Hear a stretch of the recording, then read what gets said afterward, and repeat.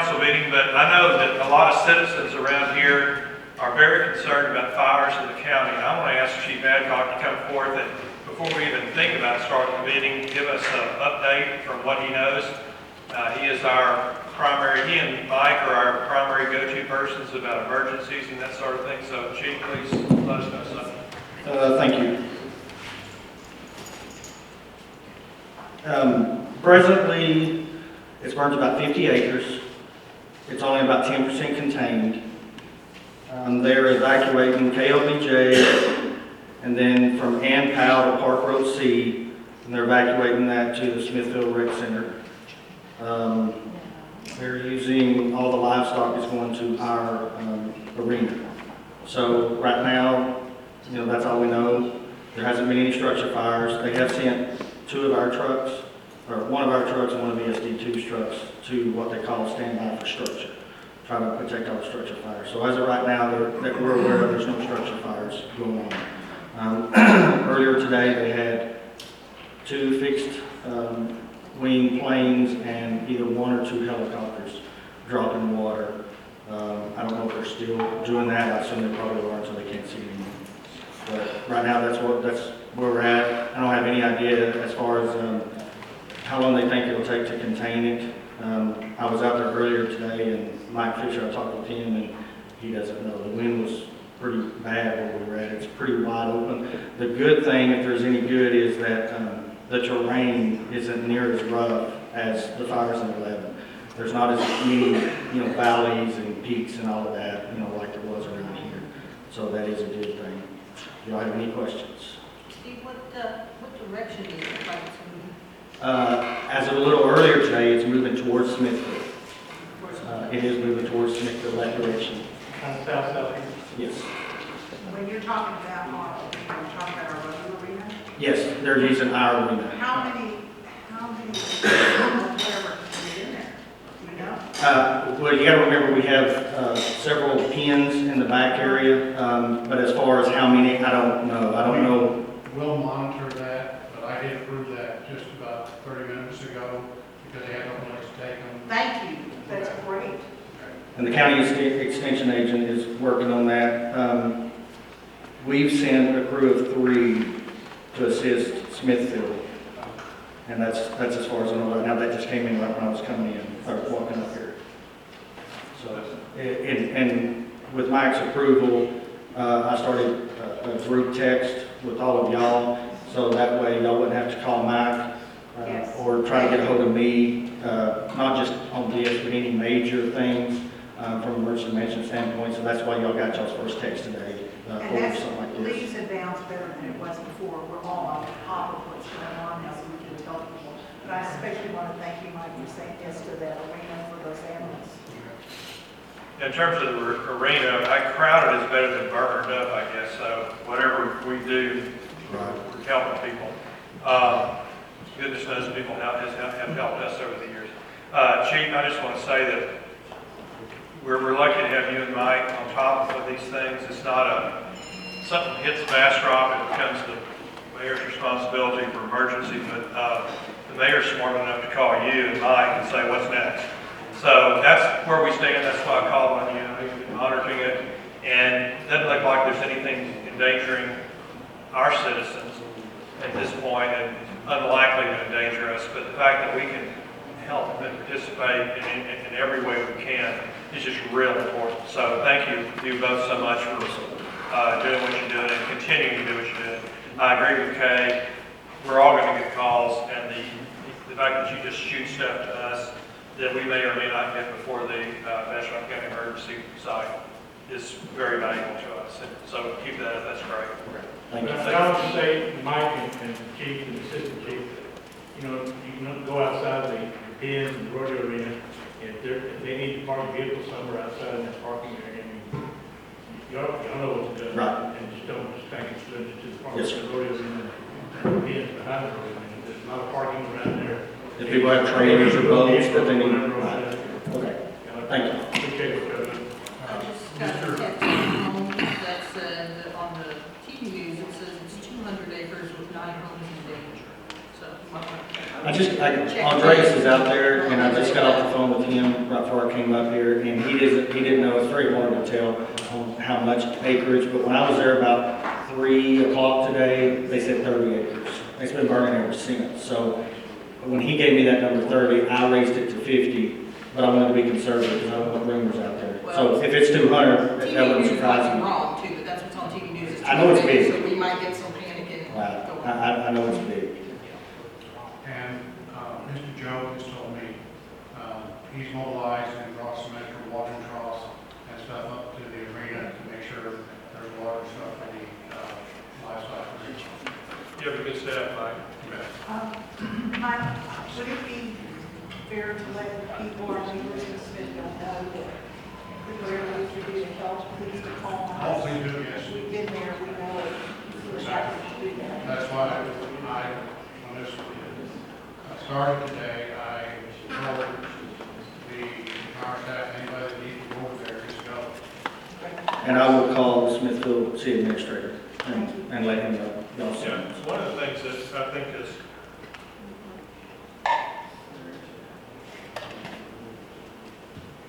just while we're on the subject, one of the things I think is apparent, good questions, but the Bastrop group, the Bastrop, Elgin, Smithfield County, the VESD,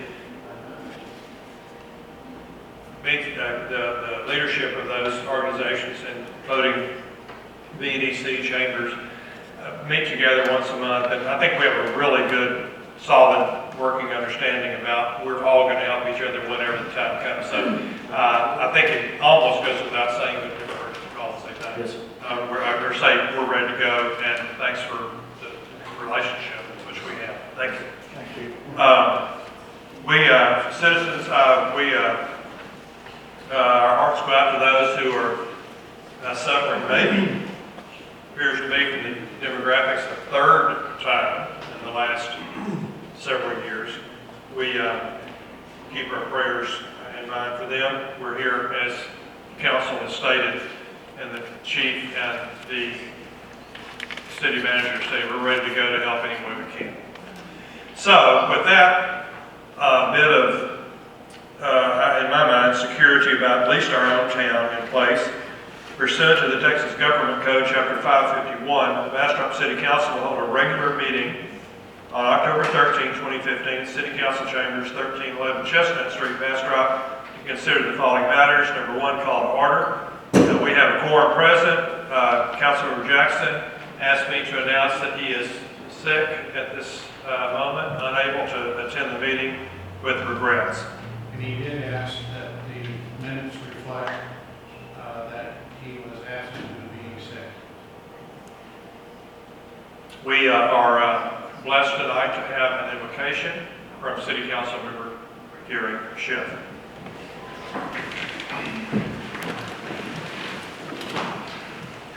I'm supposed to do the pledge. Yeah, I'll do the pledge.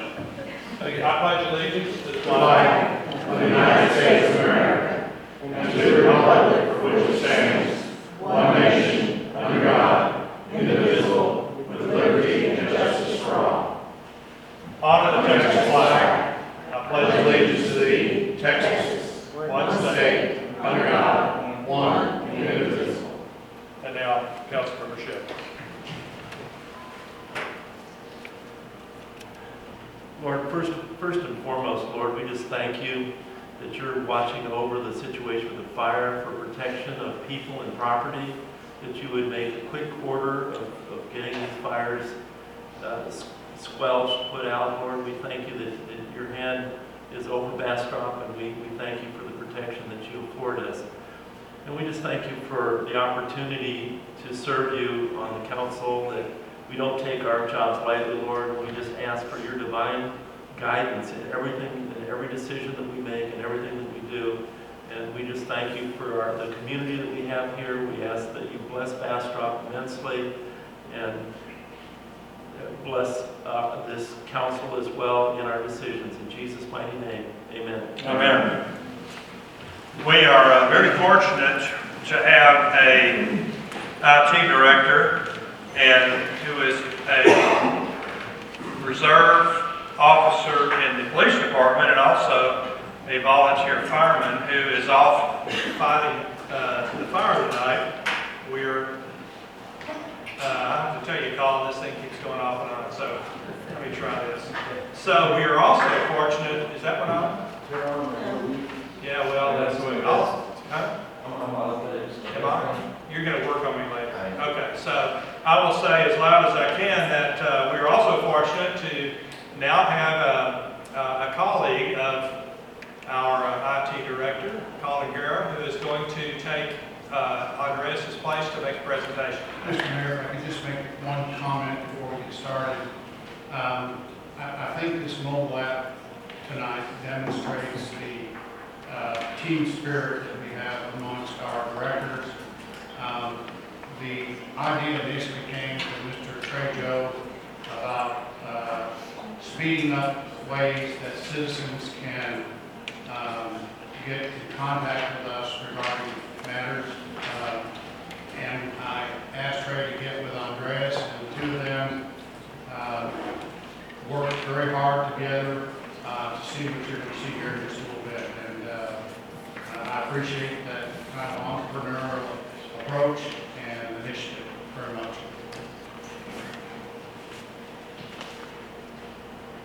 Thank you, Mike. Thank you, Council. I'm going to hand out one of these in there by the door if anybody wants one. And it's got the links and the ways that you can download the official City of Bastrop app.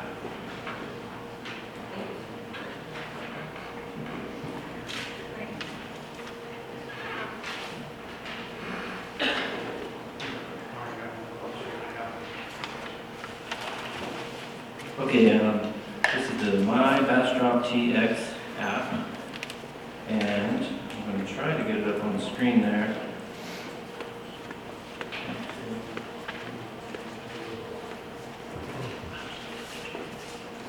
While I work on that, I wanted to show you a news article that just caught my eye 2 days ago. It's right on the subject here. This is more than 10,000 problems fixed through improved Detroit cell phone app. And it's a really comparable product. Those 10,000 solutions, if you read this article, happened in the first 6 months of that app being live. And like I said, it's a very comparable program to what we are showing you here.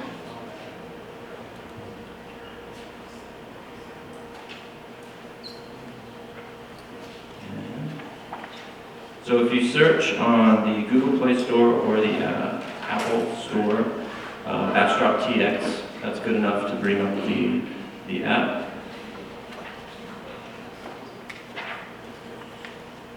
And I don't know that I'm going to be able to get it up on the screen for you here, but I think it's really exciting. It's a way for the community members to submit requests, and those requests are visible to anyone who has the app, and it's kind of an accountability thing where people can watch the progress of these requests. So if it's a pothole, whoever's addressing that can continue to update that it's been evaluated, or that it's been addressed, or that it's been eventually solved. So it's an exciting way for citizens to not only communicate. Colin, is there a way to send out announcements like about the fire through this app? So the app does push notifications. It will actually, yes, give the city the ability to push and to make any announcements. Absolutely, yeah. Something like this current situation would be a good example of that. I know that Andreas and Trey are continuing to work out. Just there's a lot of customizations that are available. And the two of them, I just overheard them having a conversation today about some things that they'd already like to kind of tweak. And there's other services such as paying electricity bill and just an updated code of ordinance, a city calendar, and links to city social media, things like that. A little change in the subject, but what you were showing me the other day on our PEG channel, streaming across the middle of the channel. Yes. Is there any way we can put updated information about the fire on there and video that out? I think that's a great idea, Mike.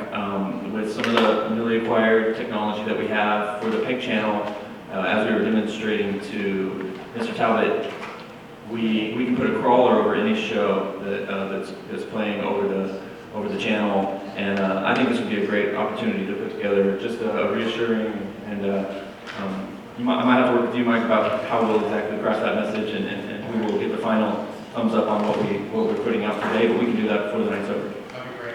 Okay. Anyway, But that's not the right one. That's another one that came about. I typed in Bastrop TX, like it says here, and I got it to a different one. How do I get this? My Bastrop TX?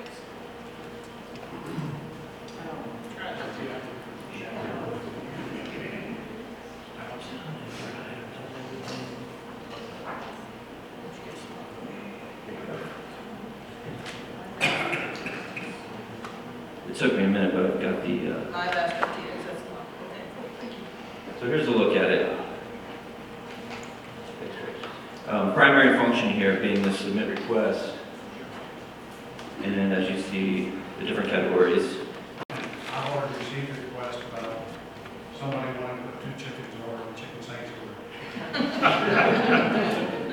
We can view requests, and we might be seeing.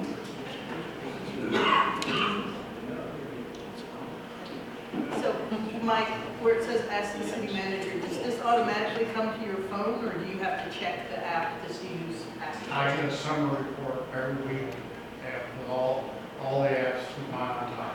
Got it. It's an exciting thing, and it can really be a whole new connection between the community and the city and the services that are provided. And maybe I'll have, unless there's any questions. It'll be an ongoing project. You will, for those of us that are not quite as smart as the others, you'll send out some kind of an email to tell us how to get on this thing? Yes, I think we're looking at kind of a series of training for those who are behind the scenes and fulfilling requests, as well as those who may be submitting requests. So absolutely, that's a good point. Mike, anything else? No, I think this is a great tool, and I want to appreciate staff doing that. And also want to thank the council, because with your support, I think we'll be seeing very shortly very up-to-date information coming out over the TV channel that we could not have done if it had not been for the support of council supporting my request to move that channel back into the city. Yeah, I think I'm still up. I think it's another example, Mike, of our becoming that bigger sized town, not having to rely on somebody else, but doing it ourselves. And it's just one more aspect of our transition to that, what we say, the big boy win, the big girl win, the big person win. Colin, I think Kelly's got a question. There's no contact the city council person on here. So I know we have like a general questions, concerns, but these are the type of customizations that we can continue to. And as far as some of you may want notifications, some of you may not, but those are the kind of things that we can. I would. Yeah, you can put Kelly down and she can check it for all of us. I will. Great, sure, yeah. I'll let you know. Sure. I've got it set up where I see any and everything. Is that something that you'd be interested in? Sure. Great. So the more information we get, the better. Sure. Whatever we can't deal with what we don't know. And that's really important for the citizens to understand.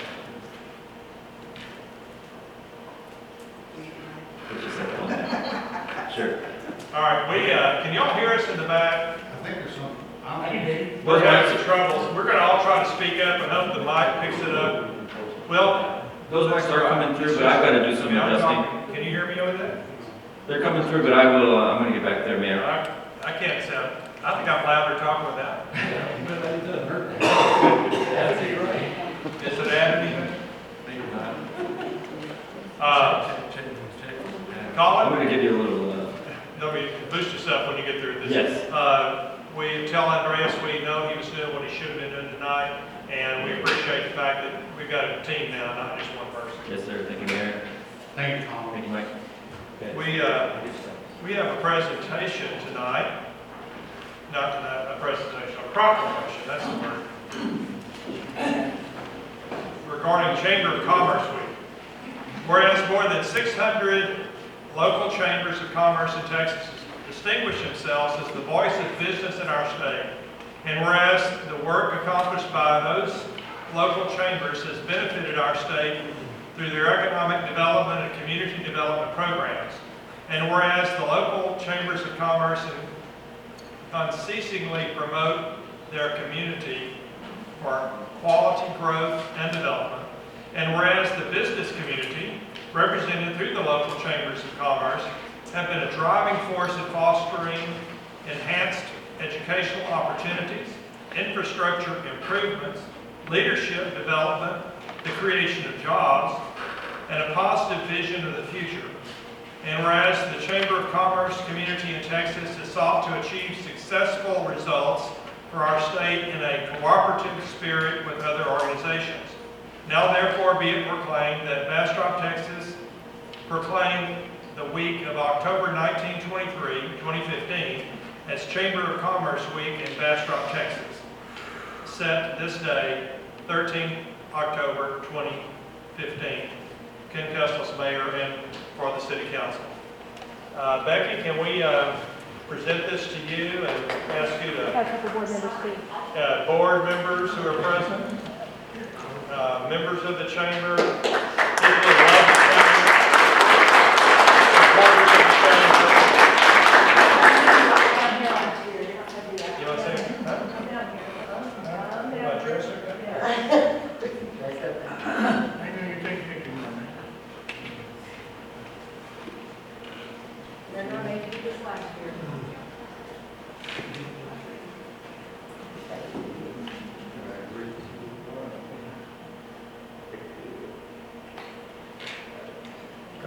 Okay. You want to say?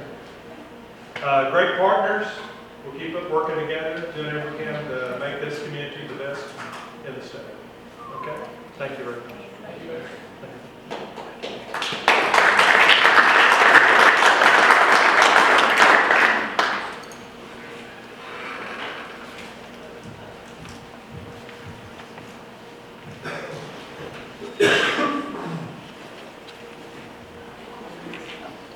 We now reach item 6, citizens' comments. First is Steve Bridget.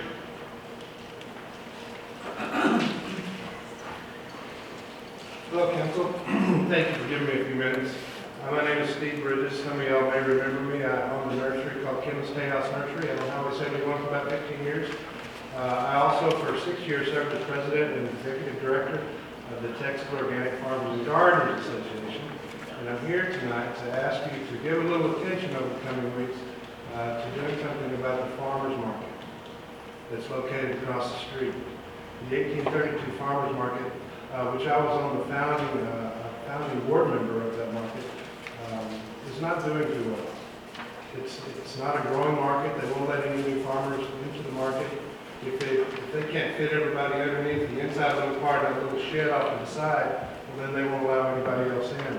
I went last week, and there was one person in the Bastrop Farmers Market selling produce. There was a guy selling some Chinese herbs, there was soap, there was a lot of prepared meals, but there was only one farmer selling produce. And the reason I went there that time, or last week, was to inquire about becoming a vendor myself. Recently, I have entered into the hog market business. I had 15 hogs that are going to be ready here by the middle of November for processing, and I wanted to sell them there at the market.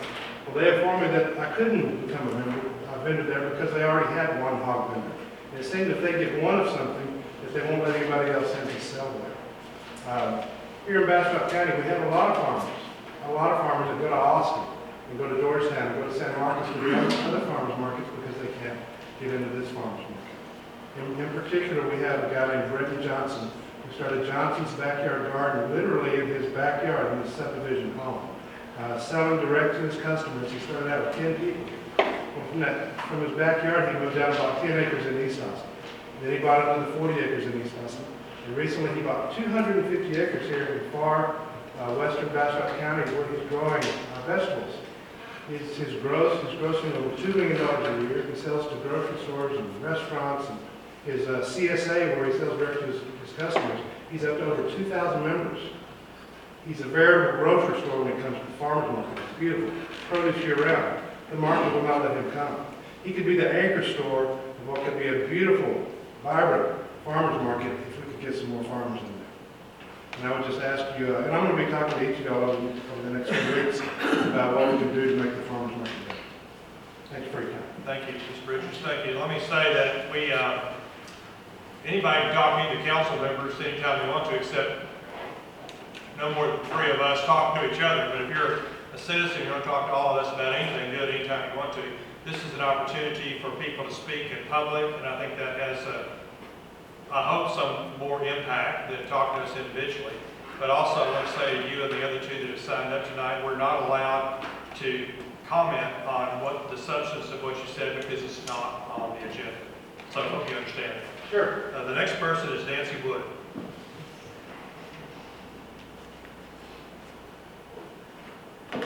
Good evening, Council. Thank you for a few minutes here on the topic of the farmers market. One of the things that I wanted to bring to Council's attention was the opportunity, as Steve said, to make that market across the street or that property, as long as the city was going to devote it to that kind of a space, an opportunity to really grow our culinary district, which we worked very hard to establish 2 or 3 years ago, and a thriving farmers market would be a really great piece of that. The largest growing tourism segment these days is agritourism and culinary tourism. So I think it's worth it with the opportunity to come up, if it comes up in the next few weeks, to really examine how we could add a thriving farmers market to that. Thank you. Thank you, Ms. Wood. Debbie Moore.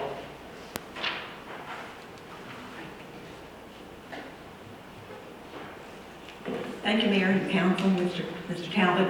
I'm also going to talk about the farmers market because I chair the Economic Restructuring Committee of Main Street, which has dealt with the culinary district, establishment of that, and also worked with the 1832 farmers market. Well, I in no way want to negate the hard work that they put in. I just really don't think they have the vision that some of us have on growing the market and what it could mean for the city, what it could mean for the county, and the fact that we could work with them to have a locally grown, locally sourced special a week or a month or whatever.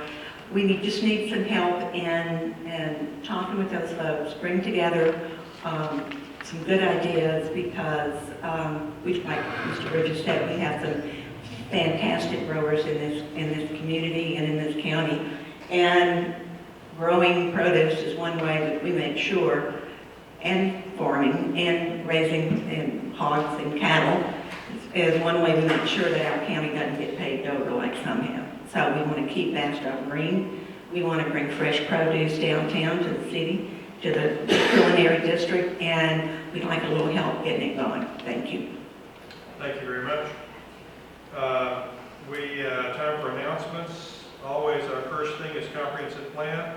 We have a written sheet from Councilmember Jackson, who's unable to be here tonight.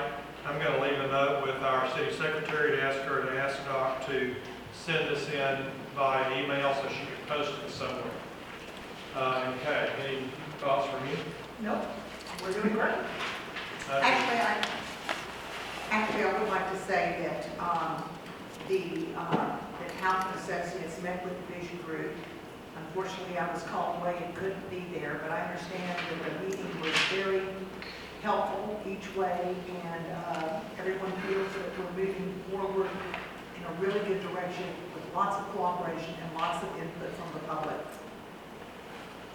Thank you. Other announcements?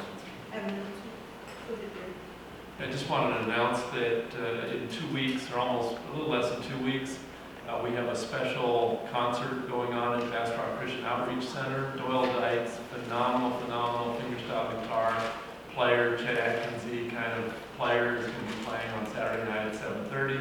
I'll have some cards by the way for the rest to grab one of those. There's no admission charge, donations are welcome. Thank you. Joe. I wanted to announce the kickoff of the city's Team Up to Clean Up initiative this year in conjunction with Bastrop County, Keep Bastrop County Beautiful. We are this year, instead of doing a physical cleanup of the roadways, we are doing a recycling challenge to bring more awareness to recycling in our community. We've all got those big, trash can size recycling bins in front of our houses now, but still people are confused on what goes in there. And so this should bring awareness. There are cash prizes. We've got 12 teams signed up so far, and the deadline to sign up is this Saturday at 9 o'clock.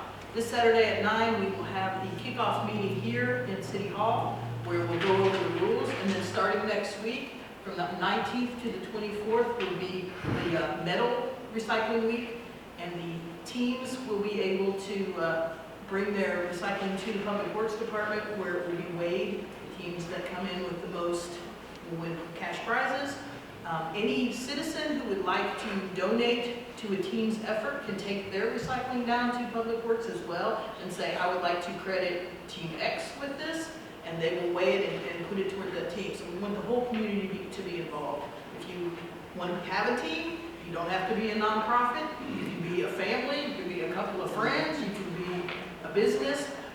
We welcome everybody because the goal of this is to raise awareness. We have 2 schools that are participating now and 10 other different teams of all different types, and so this one is going to be even better than last year's. So kicks off Saturday and starts with metal. The next week will be plastic, and the week after that will be paper. And on November 9th, we will hand out the prize checks here at City Council meeting. Thank you for your good work, for all who are cooperating, especially those providing the prizes. Yes, the prizes are being provided not by the city, but by our sponsor partners, Balcones Resources, Blue Bonnet Electric, and Bastrop Economic Development, and Progressive Waste Solutions. The applications are out there on the city secretary's city receptionist desks, or you can go online and sign up for your team there. Thanks. Thanks. We have 7 items on the consent agenda. Any council member want to pull any of them off, so we discuss them separately. Item A2 is consideration, discussion, and possible action regarding the second reading of the ordinance of the City Council of the City of Bastrop, Texas, amending sections 1.15.001 and 1.15.031 ethics ordinance in the Code of Ordinances of the City of Bastrop, providing a serviceability clause and providing an effective date. Is there a motion to accept the consent agenda? I so moved. Second. Moved by Gary, seconded by Kelly. And Ann, please call the roll. Councilmember Shipp, Yes. Councilmember Gilliland, Yes. Mayor Pro Tem Delrissa, Yes. Councilmember McNamara. Yes. Thank you for the efficiency with which we handled that. Item D1, consideration, discussion, and possible action regarding a request by the Bastrop Chamber of Commerce that the City Council approve a revised hotel motel applicants. What did it do with B? Did I skip B? Oh, I'm sorry, I apologize. D1. We got a B. So, forget what I just said. Forgive the mayor, and thank you, Councilmember Shipp. Item B1, first reading of a proposed ordinance of the City Council of the City of Bastrop, amending the budget for the fiscal year 2015 in accordance with existing statutory requirements, appropriating the various amounts herein, repealing all prior ordinances and actions in conflict herewith, and providing for an effective date.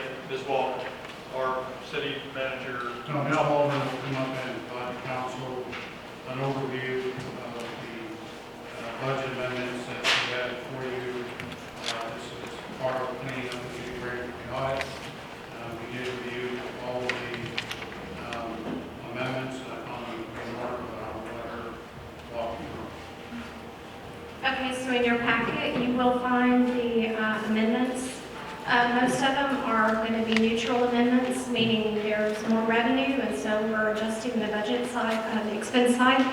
The few that actually hit fund balance, you should be aware of. They've been covered during the year. General fund, we are amending with a net change of fund balance usage of $248,420. The majority of this has to do with the incoming money from the hotel motel for the Art Guild grant. And so that's the main amendment on that one. In the debt service fund, we're adjusting the fund balance $123,676. The majority of this amendment just has to do with accounting for issuance costs on the bond in the debt service fund. We did have to create a new impact fee fund. For a new impact fee, we were separating a fund, and so I do have an amendment in here. It's neutral, so there's no change in the fund balance. In the BPNL fund, we did have a budget amendment for the rebates that council approved, and we just needed to adjust the budget for that. And the hotel motel tax, we had a neutral amendment for increasing hotel revenue and also increasing the amount being paid out to Bastrop Market Corporation. And then also, we needed to amend the budget for the Downtown Business Alliance amount that was given to them of $67,000, and also the transfer to the general fund for the Art Guild grants. Is there any questions on any of these? So this trues us up, and then we will, even though we're into the new fiscal year, we'll finish it at the next meeting. By having a Yes. second. Thanks. Yes. Okay. Questions? What we need is a motion to approve this on first reading, and whatever you want to do about the second reading. I'll make that motion. What do you want to do about second? Put on the consent agenda, please. And second to that? Discussion? And we're ready to call the roll. Councilmember Gilliland. Yes. Mayor Pro Tem Delrosa. Yes. Councilmember McInerney. Yes. Councilmember Shea. Yes. No, one of our mics is working. Item D1. Gary says I'm right. Mayor, Yes. Let's see what you got to say. Still up from B1, B or C? Oh, this. I don't have any, do we have any cities? I got this letter tonight, and I'm assuming you guys have addressed you. I was just wondering at what point in time we might address this. Let me see it, and I'm not sure I can comment on your question. No? It's not on the agenda. I know that. It's not on the agenda. So, I mean, I don't know how we can discuss this. When will it be? Well, I don't have any I'm answer. sorry. Go I ahead. mean, it's not on the agenda. They're asking a question, it's not on the agenda. about what we were asking to send to you, to send to him on appointments. Can't you put it on the agenda, can the council member request that it goes on the agenda? Sure, why don't you talk to me about it at the next meeting? Yes. It's not on this agenda. It's not on this agenda. A council member may request that. I was getting to the point of asking when I thought he might put it on his agenda. That's where I was going with it. Yeah, and I'll talk to you about that before the next meeting.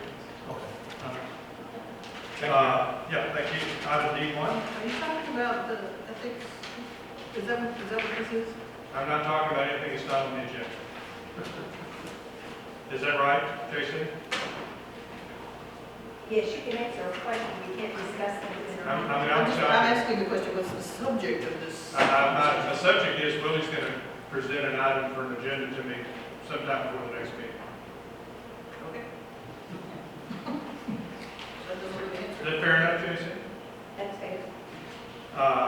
Item D1 is consideration, discussion, and possible action regarding a request by the Bastrop Chamber of Commerce that the City Council approve a revised hotel motel, I guess that's grant, for fiscal year 16, as submitted by the Bastrop Chamber of Commerce requesting that the funding amount approved by the City Council for fiscal year 16,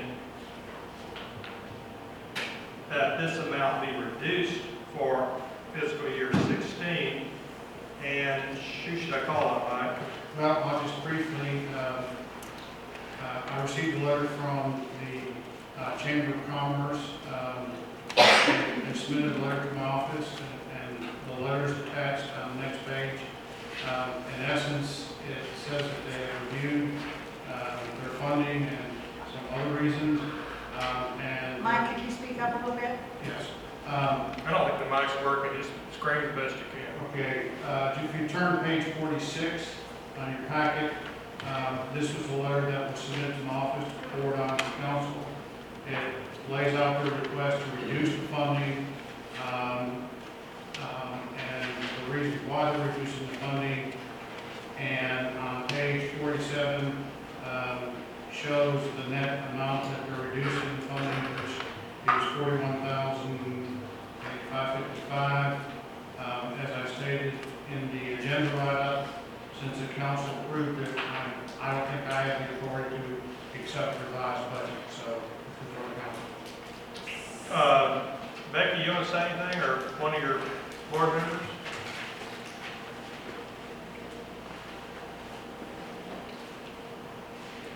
Good evening, council. Is that one working? Yes, it is. I submitted a letter. We had a strategic planning session on September 16th, and we have set some very high goals for the next year. And we would like to focus more on the activities of our chamber, and that is advocating for our business community and on issues of public policy. So what we would like to do is reduce our request for this coming year, basically function as a visitor center through 12/31/15, and ask for just the funding for that order to help make a transition for the city as well as the state. Our relationship with the city goes back to 1998 that I can document in QuickBooks, because that's when our QuickBooks started, and through 1997 with the state of Texas being recognized as a visitor center. And so basically we want to help with the transition to becoming a single visitor center community and help the proceedings of moving towards a DMO. So what we want to do is function as a visitor center through the end of the year. We've increased the amount that we're asking for Patriotic Festival, and then also help facilitate advertising and taking care of our obligations with the River of Lights, since it's also in the first quarter of this year. Thank you. It's not working, just talk as loud as you can. I think, is mine working? No, they're not, we're just not talking about it, you can, we don't need to hear us. Back to the old days. Okay. Are you planning to do anything at the Patriotic Festival that was not done before? No. The same? The same, yes. We do know, and I found out since we got this letter, that the cost of our fireworks are probably going to go up for next year. They have not been increased in about 6 years. So basically, that was about the entire budget for the Patriotic Festival. So are these actual costs that you presented to Yes, us? what I submitted on my spreadsheet for the Patriotic Festival was the approximate cost for the Patriotic Festival last year. Has Hot Funds paid for all of the Patriotic Festival before? No, ma'am. Right. So why are we doing this now? Well, we probably will look at trying to find somebody to take over the Patriotic Festival. But contracts for fireworks have to be signed probably in the November timeframe, and we did not feel like that was adequate time to find someone to take over this event, but we probably will not be doing this in the future. But, okay, but did we fund with you what we did last year for the Patriotic Festival? I mean, I know we did events this year, we didn't do events last year, but we did give you. Last year, we worked on trying to get sponsorships to offset the cost. So Becky, are you saying that the fireworks are $6,000 more this year? No, the fireworks, the last several years have been $6,000. I know for sure there'll be at least $7,000, if not more. Alpha Enterprises has sold to another company. We've been dealing with them since 1991 or 92, I believe. And so we see those costs of those fireworks increasing. So we will probably have to solicit some sponsorships to offset the cost of the fireworks. So for the pet and health rate, are you asking for $6,000 more than you asked for, than you were awarded in the first go-around? Yes, ma'am. And where is it going? 1,000 more for fireworks and what else? What's different from what we already? Well, last year, we got sponsorships to offset the complete cost of the Patriot Festival. I know we're gonna have to do some sponsorships for the increased cost of the fireworks, but since we feel like our job and our mission statement is to advocate for this whole community, we really not like to have to go out and solicit the entire difference for the cost of the entire event. But I think So, the point that she's making is that, Can you speak up, please? yes, I believe the point that she's Mike, making. it's just the mic's not working. The point that she's making is they are actually reducing down the overall amount that they're receiving, and they're and actually returning back about $18,000 or $17,000 back to the city, but they're shifting around a few of those dollars to offset the cost of the Patriot Festival. But you're actually coming out a net $17,000, what you approved in funding. I know that, Becky, I know that there's been a lot of conversation about the visitor center and so forth, and I really appreciate two things. One is your recognition of the fact that it's, you know, we've got some history here that sort of maybe we've outgrown, and that the place to centralize this is with the place that's called the visitor center, and that you don't want to leave us in the lurch, but you're willing to continue what you've been doing until the end of the year, and you're willing to give up some money for your operation to do that. So I applaud you for doing that, and I think it's a good idea. I hope the council will approve it. like I said, we want to move towards a DMO concept. I don't know how that'll look, but, you know, with the conversations I had with the state of Texas recently, they're confused, people are confused, so we didn't want to do this. We want to have a smooth transition so that it's healthy for the whole community and move towards a centralized tourism message for Bastrop. Thank you We for need that. some time. We need some time for some transition as well as the city. And so we were just hoping that we could shift our request in funding so that we could cover the cost of the Patriot Festival and still give the city some time and stay some time. Any other questions for Mike or Ms. Womble? I'm ready to make a motion. Let's hear it. I move that we approve the revised budget as submitted.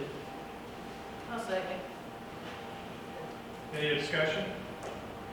Thank you for putting the Patriotic Festival on, even though you're stepping out of this. We just felt like it was a little short notice, and whether we can find someone to do it, we'll just have to see. It's a big event. We went over 30 years, so. And I want We to appreciate thank, it. I'm sorry, Kelly, I want to thank the chamber for being so broad-minded and so open to the concept of working together as a whole to make this marketing concept work for everyone. Thank you for that. Well, the job of the chamber is to help build a community, and that's what we're here to do. Thank you. We're ready in. Councilmember Shea, Yes. Councilmember Gillum, Yes. Mayor Pro Tem Delorsa, Yes. Councilmember McEnroe. Yes. Thank you, and thank the chamber. Please thank your board, Becky. As I said earlier, I don't know that there's a longer standing relationship with anything, except maybe the volunteer fire department, other than the Chamber of Commerce. We're good partners. Thank you. Item D2, consideration, discussion, and possible action regarding approval of a resolution of the City of Bastrop nomination of an individual to serve Bastrop County Appraisal District Board of Directors. Mr. Patel. Mr. Mayor, members of the council, this is item D2, beginning on page 48. The city of Bastrop received a letter from the Bastrop Central Appraisal District advising the council that it's time to elect a board of directors for the appraisal district. Attached to the calendar outlining the timetable of the steps that should be taken by the city to elect a board of directors. The first process is for the council to nominate a candidate to the board. As the letter states, 4 of the existing directors have agreed to continue to serve on the board. 1 board member has declined to continue to serve. On the next page is the letter that I received from the appraisal district. You will note in the first paragraph, they're amongst the taxing entities. There's a total of 5,000 votes. The council has 213 votes which to allocate. And on page 50 is how the allocation numbers came up with. and you can see we're kind of outnumbered by the county and school district. The calendar of events, and then the resolution as to who you want to nominate. I thought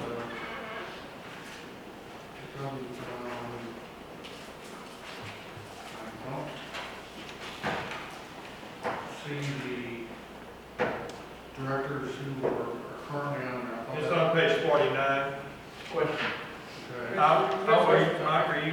Yes, I'm sorry, yes. So, Yes. so those are the people that are available, or we can nominate anyone, correct? That is correct. Yeah, I want to say that I think that we have found out the importance of this board the past few weeks. We have, council might help me, but I know there are 2 individuals on that list who are citizens of Bastrop. I recall that the last time this came up, we voted for Roderick Emanuel. Mr. De La Rosa. You answered part of my question, because I didn't know if both Roderick and Brian were representing from the city of Bastrop. They both live in the city of Bastrop. Okay. So I think our poor little bit of vote not going to make much difference, but I certainly hope we'll vote for somebody that lives in the city. That was my idea. Our 213 votes aren't going to make a difference because the county's going to pick one of the city's school districts. It's going to pick the other, so I mean, I suggest that we put our 213 votes, like you said, to the people that live in the city of Bastrop. Well, Robert, I'd say, Brian is involved in some stuff in Elgin and here and there, and he's a very important Bastrop person. He's new here. Robert's been here for a long time. We voted for him last time. No offense to Brian, but I think that the best choice for us is Robert. Well, I mean, I'm not arguing that point either. No, I'm just saying somebody's got to put somebody's name up, or we can just come up with somebody else or not do anything. Well, I'll offer that name for a motion whenever you're ready. I'm ready whenever you are. I'd make a motion that the city of Bastrop would nominate to the president of the board, Robert Emanuel, for place on their board.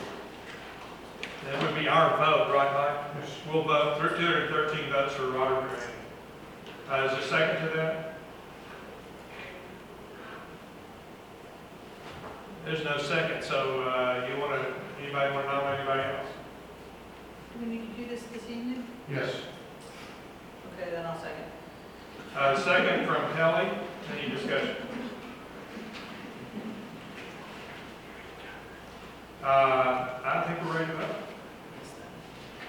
Mayor Pro Tem Del Rosa, Yes. Councilmember Gilliland, Yes. Councilmember McAnally, I'm going to abstain. I don't know anything about these people. I have no knowledge of them. Well, Robert runs the, that's right. Southside one. That's outside. Oh, okay. Can we nominate someone else? Let's see how this vote goes. Okay. You can vote no if you want to. Okay, no. Councilmember Schiff. No. The mayor votes yes. Item D4.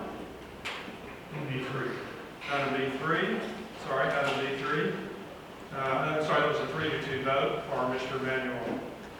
Consideration, discussion, and possible action on acceptance of an unaudited monthly financial report and quarterly investment report for the period ending in August 31, 2015.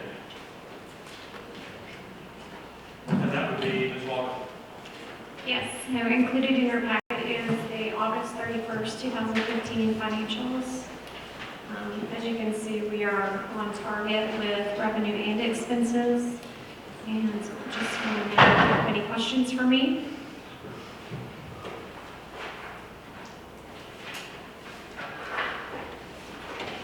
What did you find that alarmed you? I'm sorry? Did you find anything, wrong question, did you find anything that alarmed you in any way? No. Then I move to approve. Second. The only thing I would say, I didn't come in this report, but this month's sales tax was the first time that we've experienced a decline. I did get an economic development report from an individual who tracks sales tax across the state, and sales tax collection is down across the state as was reflected by our collection this month. I just bring that to your attention because we're just now kicking off a new fiscal year, and our budget is heavily dependent upon sales tax. Well, you know, the last time we had this, as I recall, it almost gave Mayor Orr the vapors. So my question is, should we all be getting the vapors here, or what do you think? The report is a forecasted report, and advised cities that depend upon sales tax to be cautious for the next few months to see if the trend continues, because it's unusual to see the trend across the state go down. Some areas went down much farther than other areas, like Central Texas. And from his perspective, that was not a good indicator. Could I ask this question? What did our rate go down from last month? About 4%, 5%. Because I don't know what it was this month. Well, it went down this month about 5%. So what? Did somebody, did we see that somewhere in this report? You mean compared to last year? I'll get that. I'll get that. It actually is in, compared month to month, it is in the report, I believe. Okay. On the sales tax. I'm just giving the council just some advice that was passed on to me through an economic development report since you were talking about the budget. It'd be confused. Well, and we'll track that very carefully, I assume, because Yes, sir. it could cause some serious adjustments to our budget. That's what I'm trying to make. Yeah. Track our spending for the next couple of months. Say it again. Track our spending for the next couple of months. Yes, sir. You be assured of that. I know you Anything else, Tracy? Council members? We are on item D3, and we would, I'd make a motion to accept these. Okay. oh, I'm sorry, Ms. Kelly already moved. I did. Kenny moved. I think I I said. tried to- Kelly seconded. Sorry, Mr. So, I think we're ready to vote. Is there any other questions or discussion? I remember that. Oh, okay, yeah. Councilmember McAnally. Yes. Councilmember Gilliland. Yes. Mayor Pro Tem Delrison. Yes. Councilmember Shea. Yes. Item D4 is consideration, discussion, and possible action on a preliminary plat of Pecan Park residential revised section 4, being plus or minus 11.13 acres within the Moses Russo survey A56 located west of Childers Drive within the city limits of Bastrop. And that would be Ms. McCollum. Thank you, Mayor, Council. This item is before us this evening. You've seen it before. They did previously receive a plan development zoning, and prior to that, they were planning apartments for this tract, but they have since revised, and they're doing an attached single-family product. And with that, this is the preliminary plat for that.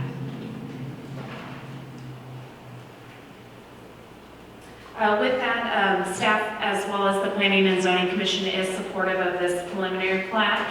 The applicant at the advice and agreement from the Planning and Zoning Commission is going to have an emergency access from this Clearwater Pass through kind of through the LC area or Blue Bonnet easement temporary, and then they will build a road in the future sections to tie up with their development in the future as well. And with that, staff is supportive of this preliminary plat. Future road to the south if they ever develop that. Correct. But they're not necessarily going to do it for no reason. They're only going to do it if they develop that other part, right? Absolutely. In other words, they just put the street in now. But they do have a second access to this section, as we have on the previous section we approved up north. Correct. How is this different from the last conversation we had here? This has come up 2 or 3 times. This plat before you this evening is actually the first time you've seen the lot layout, but you're right. We have discussed Pecan Park on many occasions. They have achieved, I think through design, they have looked at having multifamily zoning classification here, and then have gone through the attached single-family plan development route for this particular property. And then after that, they actually looked at rezoning their entire property. So that's why you've seen it so many times for zoning classification. But now they have their zoning achieved for the entire property that they own, what is known as Pecan Park, and they will be coming in through the subdivision or the platting process. So this highlights approximately where this particular property is. Yeah. The river is like right here, it's almost. Where is off. this in relationship to Mr. Henry's house and Mr. Southeast Henry's. Wall Lake? Southeast of there? So it's not anywhere near where they were talking about. No. Have we heard from anybody on this section? No, as I said, this zoning has been finalized for quite some time now, so they're coming in through the preliminary plat process. I think everyone always, or there was some understanding that there would always be a higher density, for lack of better terminology, behind the existing Walmart there. And that's true, because when we were visiting this the last couple of times, I think it was colored in red to show the distinction between that part she's talking about tonight and the neighbors down there on the approach. This is the LCRA property, so the last rezoning that was before us to council consideration was everything below the LCRA, because they already have the zoning for section 5, which is located about here, and then this is section 4. John? So will you explain one more time the emergency egress goes through the LCRA? It is. I think honestly, it'll just be a fire and emergency route. The developer is here. He could talk a little bit more about that, but it'll essentially hook up with what I call. Melissa, can you talk this way? I'm sorry. The developer can talk a little bit more about it, but they are achieving an emergency or a fire or emergency apparatus exit through this Bluebonnet transfer area. Is it gated or is it? It will be. It will be for emergency only. How is it unlocked then if there's an emergency? They have, I'll let the developer talk about that a little bit more, but from my understanding is they do have special locking mechanisms, they're called Knox box, that all emergency personnel have access to, that would be utilized. It's a kind of a standard system. This is the sort of thing we talked about at Excess Ranch when we were talking about some of the gated communities out there years ago. This won't be, this is a temporary emergency access when they do achieve the official access to the south. Gated communities are, can be achieved through emergency access and/or sometimes security preferences or guard houses at the front of some higher-end communities and different things. So, but on this particular one, it has to be unlocked by emergency personnel. That's my understanding, yes. So if there's an emergency, so the people need to get out before the emergency personnel arrive, what do they do? It would be, I would believe, incorporated into our protocol for allowing, for any kind of emergencies, for evacuation methods. Mike, any comments from you on that? Normally, it's been my experience, when the fire truck's going out there to the fire, they don't stop to unlock it, they just go right out there. So you would expect the residents to do that as well, just go around it if they need to get out? Probably. Yeah. We just don't want them trapped in there. Where is it the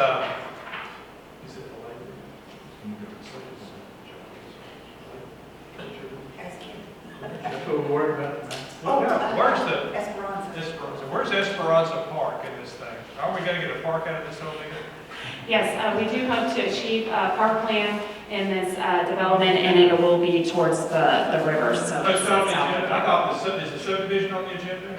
Yes. Is that related to, next door to it? Can I ask that question? The park is not in section 4. The park is not in section. Okay, I can't ask that question. Okay, sorry. Dave. That's all, thank you. Okay, other comments? I agree with what you're asking about, but it's not in section 4. Can't do it. But talk about it another time. Okay, Mr. McDowell, Sir. you signed up. You want to say something? No, sir, I just did. Thank you very much. Appreciate it. I'm glad you were here. You signed up. We didn't call on you anyway. I'd follow the P&Z's recommendation and move for approval. Second? Second. Second by Kelly. Comments, questions? Last chance. Ann, please call the roll. Councilmember Bill Morrison, Yes. Councilmember Joe Yep. Councilmember McDowell, Yes. Councilmember Shea. Yes. Thank you all. Item D5, consideration, discussion, and possible action on the preliminary plat for West Bastrop Village, Section 1, Phase 1, being 41 residential lots on plus or minus 10.970 acres out of the Nancy Blakey Abstract Number 98 with Bastrop takes us 1 mile extraterritorial jurisdiction. Ms. McCall. Thank you, Mayor, Council. This is West Bastrop Village, also sometimes called Bastrop Village West, that is located off of FM 20. It's outside of the city limits, and they are coming in for 2 different preliminary plats. They are the same section, different phases within the section. So it'll be phase 1 and phase 2. This is phase 1. They're proposing 41 residential lots. And with that, staff as well as the Planning and Zoning Commission are supportive of this plat. They are still working out their utility service agreements. Those are still outstanding in regards to water and sewer service. So with that, we are recommending the preliminary plats with the condition that the utilities be finalized prior to final plat approval by City Council. And the applicant did agree and understand that going forward with the preliminary plat, that they were going forward at their own risk. Though we are working very diligently on the wastewater issue, we're not in a position at this point to either make a recommendation to council. Just want the council to be aware of that. So, But you won't make a recommendation until you have that final sentence addressed about the agreement before the final plat. Yes, sir. so the place in which wastewater would come in is final plat, not now. Yes. Is the, looking at this map, what's the red? Those are our city limit lines. So this outfit's not in the city limits. Correct. No, but it's in our wastewater CCN. So would we have any intentions of annexing? We can't because it's a municipal utility district unless. Oh, it's a MUD. Never mind. I'm sorry. I forgot that. Okay, never mind. We wouldn't want to annex. That's a good question, because I forgot about that money myself. Yeah, it's, we wouldn't want to annex it until we can make some money for ourselves. Yes, ma'am. Yeah. The 5-to-1 vote, do you know what the objection was for the person that objected?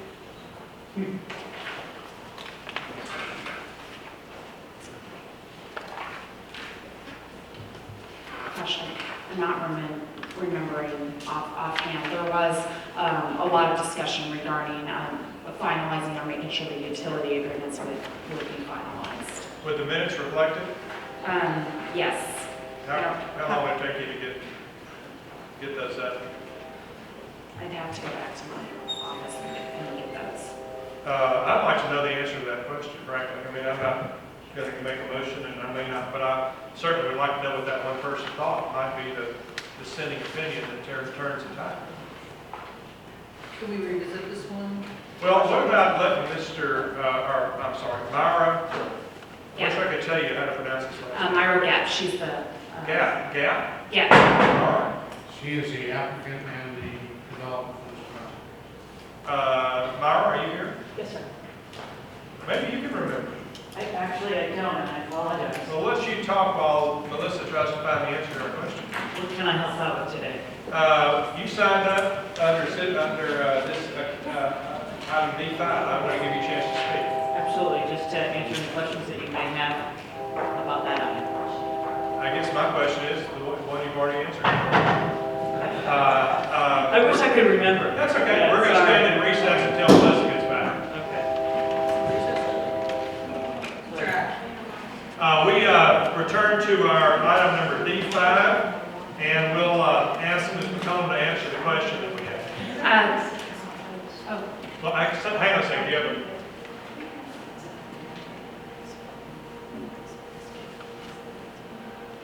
I don't think that's on the subject. Yes, please go ahead. Thank you, Mayor. Council, I did pull up the notes that we took at the meeting, although they're not the official typed minutes yet. And it was Mr. Kindred that voted negative towards this item in phase 1 and both phase 2.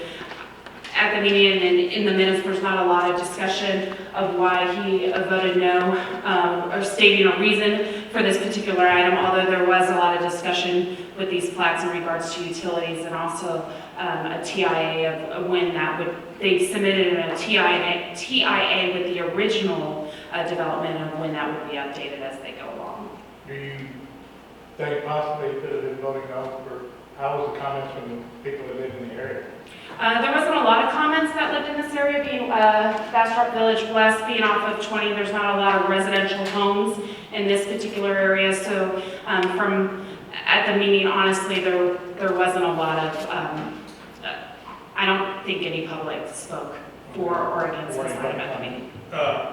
So, first of all, I want to thank you for reminding us that these minutes have not been approved, which may beg the question about whether we should not deal with these until after the minutes have been approved. I think that's an interesting question, which I will consider. But I also understand they're not official, and that really what we'd ask you to do is try to refresh your memory, which you've done. And so my next question is, can you tell us more about the traffic impact analysis? Sure, there's some discussion in regards to this development and the traffic impacts analysis, which is also called a TIA. There was an original TIA when West Bastrop Village was planned a number of years ago, and that was prior to the improvements being constructed and built on 20 that are now constructed. I believe with this phase 1 and phase 2, it's it's less than 100 units. It's 41 and 37 residential lots total. That's before you the 2 items this evening. That with 2, they're actually proposing 2 exits to FM20, which the original development was only proposing 1, and with the improvements being on FM20, that a TIA update isn't necessitated at this point in time, but it is something that staff will be working with the applicant on in the future to update in regards that's in conformance with their plan development agreement that they do have with the city. You're going to have to help somebody with planning for dummies, okay? So 10 years ago, we needed a traffic impact analysis. Yes. We required one to be done. Yes. It's 10 years later. Correct. 10 years, 120 months later. Correct. We're saying that that traffic impact analysis is still okay. And that puzzles me with having lived here for those 10 years and seeing extraordinary growth in traffic, that we would still say that a 10-year-old traffic analysis was good. I think what we're saying is the less than 100 units that's being proposed within this development at this point in time does not, the TIA does not need to be updated for these 2 particular plats that are before us this evening. It's less than 100 units. It's on FM20, which is a major arterial that's a TXDOT-owned and maintained. There's a lot of improvements on 20 that have been constructed with the overpass and everything since then that at this point in time, for these particular 2 plats, that a TIA update was not needed. Is the 100 units a magic number of some sort? You do look at, generally you look at, for us here at the city, that if you exceed 2,000 average daily trips, that's a measure that you use, that you would look at utilizing or actually doing a TA. I will say this overall development is planned for several hundred units, so obviously they would be over the 2,000 average daily trips, but this less than 100 lots, honestly it's 41 plus 37, so it's 79 units, does not meet the threshold of 2,000 average daily trips. So if this were 10 years ago and they wanted 79 units, we wouldn't have asked for a traffic impact analysis. Correct. I move that we approve the preliminary plat. Is there a second?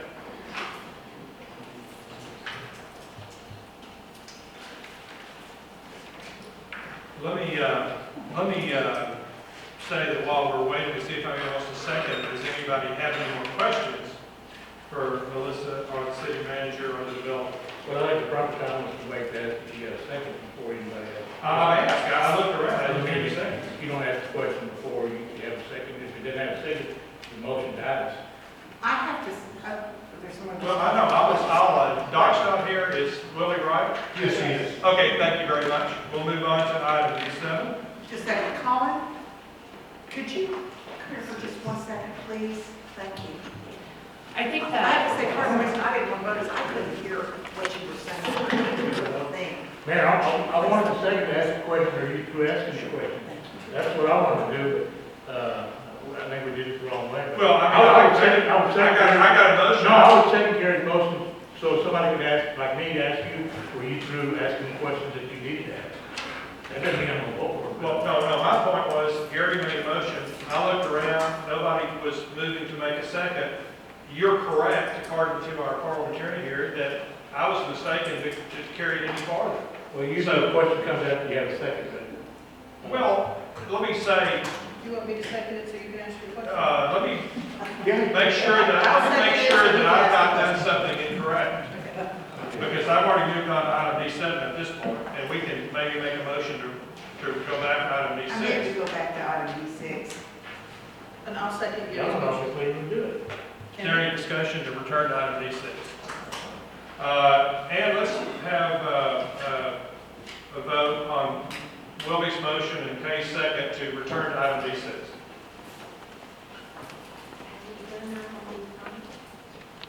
I'm We're sorry. on I'm sorry, okay, let me restate it. Kay's motion was to go to return to item D5, which is the first of these two connected items. And Kelly seconded it, and there's no discussion, and now we're voting to remove, even though I said go to D7, which I meant to say D6, we're voting to go back to D5. D5. So now we're taking up D5. We're moving We gotta to, vote first. we're moving to take up item D, we're voting to take up item D5 again. Correct. So will you call the roll? Councilmember McInerney? Yes. Councilmember Gilliland? Yes. Mayor Pro Tem Del Rosa? Yes. Councilmember Shipp? Yes. Now, we don't have any motions on the floor, we're back to item D5, and we're subject to discussion, questions, comments, or whatever. Is there any more questions of staff or myself before you move into maybe one? I think the applicant is here too. I think she signed up to speak. She did speak. Oh, she did while I was gone, sorry. What you want to speak? She's ready to answer questions. Okay. So Melissa, you're saying that the staff recommends the approval of this?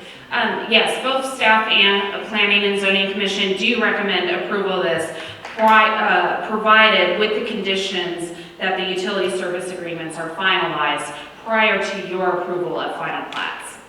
So this is preliminary approval on behalf of Absolutely. the council? Yes. And I just want to add from the city manager's perspective that for the record, the applicant clearly understands that going through this process, she's going at her own risk because the utility matters have not yet been resolved. Okay, and my comment would be, we've got a plat that's presented to us. It's been acceptable to our staff, acceptable to the Planning and Zoning Commission. There hasn't been one negative brought to this council that we shouldn't approve this. The utilities are part, the future utilities are part of this. I don't see why we wouldn't approve this, and that's why I made the motion. I'd like to get on, and I'd like to get home sometime tonight. Well, I'd like to ask a question that thanks to the mayor brought up, I think it was a pertinent question as far as the traffic impact study. Did it answer what you were asking? Well, yeah, I think it answered it, but I thought it answered in kind of a technical sense. I mean, I have to admit that if we have rules that say you have fewer than 100 lots, you don't need a traffic impact study. We ran into this with Pecan Park. I'm not sure I agree with the rule, but I also believe we have to follow our own rules. And so the logic, Willie, that I followed from Melissa was that if we had been facing this 10 years ago, we wouldn't have asked for a traffic impact study. If we had not had a traffic impact study, period, and we were starting from scratch at this point, we would not ask for a traffic impact study, even though I might think we need one, but our rules say we don't have to have one. Well, let me ask a question this way, and Mike, you certainly weren't here And it might have been on the verge of returning here, but I'm not saying it was done when you got here. It was back before I got here. And I kind of remember where, and do you remember what subdivision it was done for that we did that impact study on? This subdivision does have a TIA with it. The mayor is right, it is dated. Staff feels at this point in time with these two preliminary plats submitted that we would look to the applicant to update the TIA for future sections that they're doing. So the TIA was done for this particular subdivision 10 years ago? Correct. Okay, just want to make sure that was. The one that you're referring to was Burles Crossing, when we did that project out there.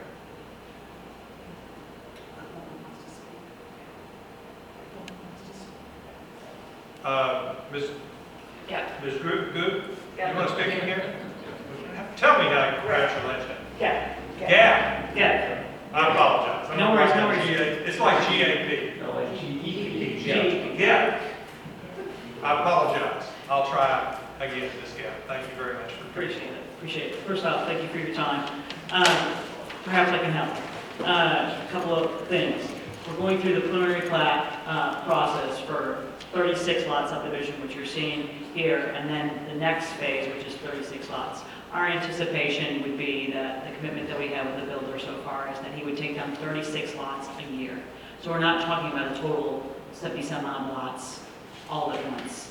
The TIA was done, and the improvements that were suggested in the TIA back then, those improvements are already in place. And so those improvements were proposed based on having 1,200 units coming and going from there. And all those improvements are already in place based on the improvements done to 20 and to 71. And so we're really doing this for costing exercise to understand whether or not we can move forward. And in order to get to construction plans, we need to get the preliminary plat. So this is why we're here today. And so this is why I'm bringing in, and for efficiency factors, we're doing 2 plats, but 1 set of construction plans. Again, just trying to be efficient. So, Melissa, just to follow, for me to know what our rules are, if they do 36 now, 36 next year, and then 36 the year after, do they then have to do the traffic impact study? No. Or is it only if you ask for 100 at once? No, being that this is a planned development or a larger project in general, they would, they would be required to do a TIA, which they submitted one with the original MUD Municipal Utility District and Plan Development Agreement that they had about 10 years ago. What we're saying as staff is they will need to update that. It's not that it's entirely invalid, but some of the validity of how many units they have and the traffic movements and patterns are still valid in that agreement, but we would want it updated prior to the next submittal of preliminary plats. So this development, under the current code as well, would still be required to submit a TIA. After they reach the 100 threshold? Well, knowing that their entire planned development is 1,200 units, we would look at it when they submit, when they start to develop. If they're doing 36 at a time. Mayor, are you a traffic expert? We can talk about this all night. I really think you're being a dead horse here, and I'm sorry, but I'm having a real problem here. Well, I think we have experts that make recommendations based on. If I can't ask what our rules are in the middle of a city council meeting, I'm not sure when I'm going to ask it. And if it's not, is it pertinent? It is pertinent because I don't understand it either, so I'm actually glad you're asking. I'll keep asking. So let me ask you, do we have a policy that states what y'all two are talking about? That at a certain amount of homes, you don't even want it to get to a certain level, we have to? Yes. Our So threshold is 2,000 trips. it's 2,000 trips, but it's looked at the entire development. So there are 1,200 homes, so that would exceed the 2,000 trips. So if they were coming in today, never have done a TIA, and were planning to develop that property, we would say you need to submit a TIA. 2,000 trips from where? For the development. No, in that area or? Within the property. Because a lot of things have changed over in that neck of the woods 10 years ago. Hunter's Crossing was just getting started, there wasn't a lost pine, so there was nothing on that part of town leading into the Village West. Is that? Is that a fair question or something that you're going back 10 years where there wasn't really anything on that part of town? Correct. I'm going to ask Wesley to come up and help a little bit more in regards to, My last question, Mayor, is it unfair for the city to ask for another one because of this development and the time frame that's involved in that? Yeah, Well, my I question, think what we are our would want- rules, and where's the 100? You're talking about 1,200, 2,000, and 100, and I'm not sure I understand all that. I don't understand it all.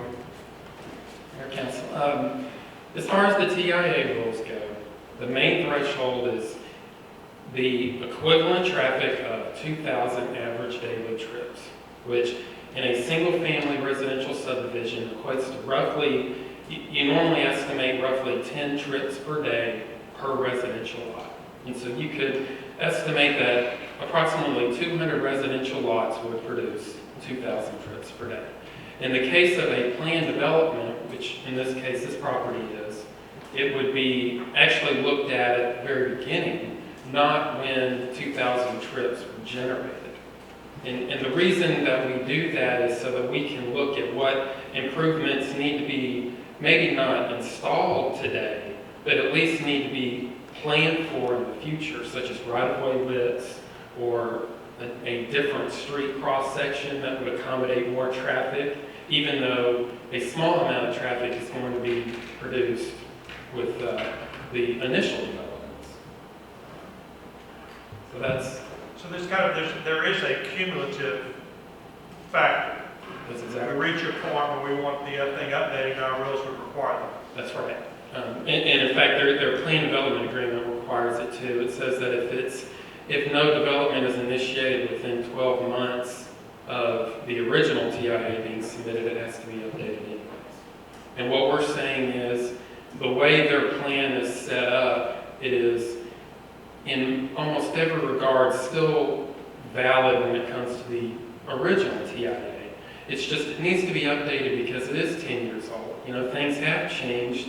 There are improvements that were accommodated in the original TIA, but there's also other improvements that talk about access to the site, such as a right turn lane into the development that haven't been installed. And so questions we would like to have answered are, at what stage of the development does that right turn lane need to be installed?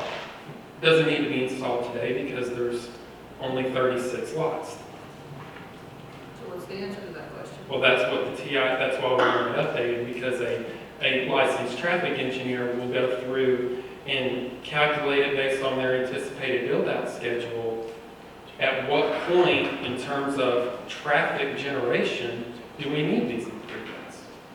So that's what those are the questions that are answered in the TIA. Okay, y'all got some more answers? Anybody, anything else, any other questions? I think that the staff has the traffic impact matter well under control. Myra is a civil engineer, and she understands the requirements, and I'm confident that she will adhere to what we require as set forth for TIA, so I recommend council approve this plan. All right, I move again that we approve the preliminary plat. Second. Got a second from Willie. Gary moved again. Any other comments, questions? Okay, and we're now ready. Councilmember Shea? Yes. Mayor Pro Tem Delrosa? Yes. Councilmember McInerney? Yes. Councilmember Gillum? Yes. Thank you. We're going to move on to item D6, before which I'm going to say I appreciate the way the council worked together to find the right way for the council to express its will on this matter. And I thought it was a little herky-jerky, but we got what we needed to, and I appreciate you all helping me help us get there. Okay, Melissa, item D6.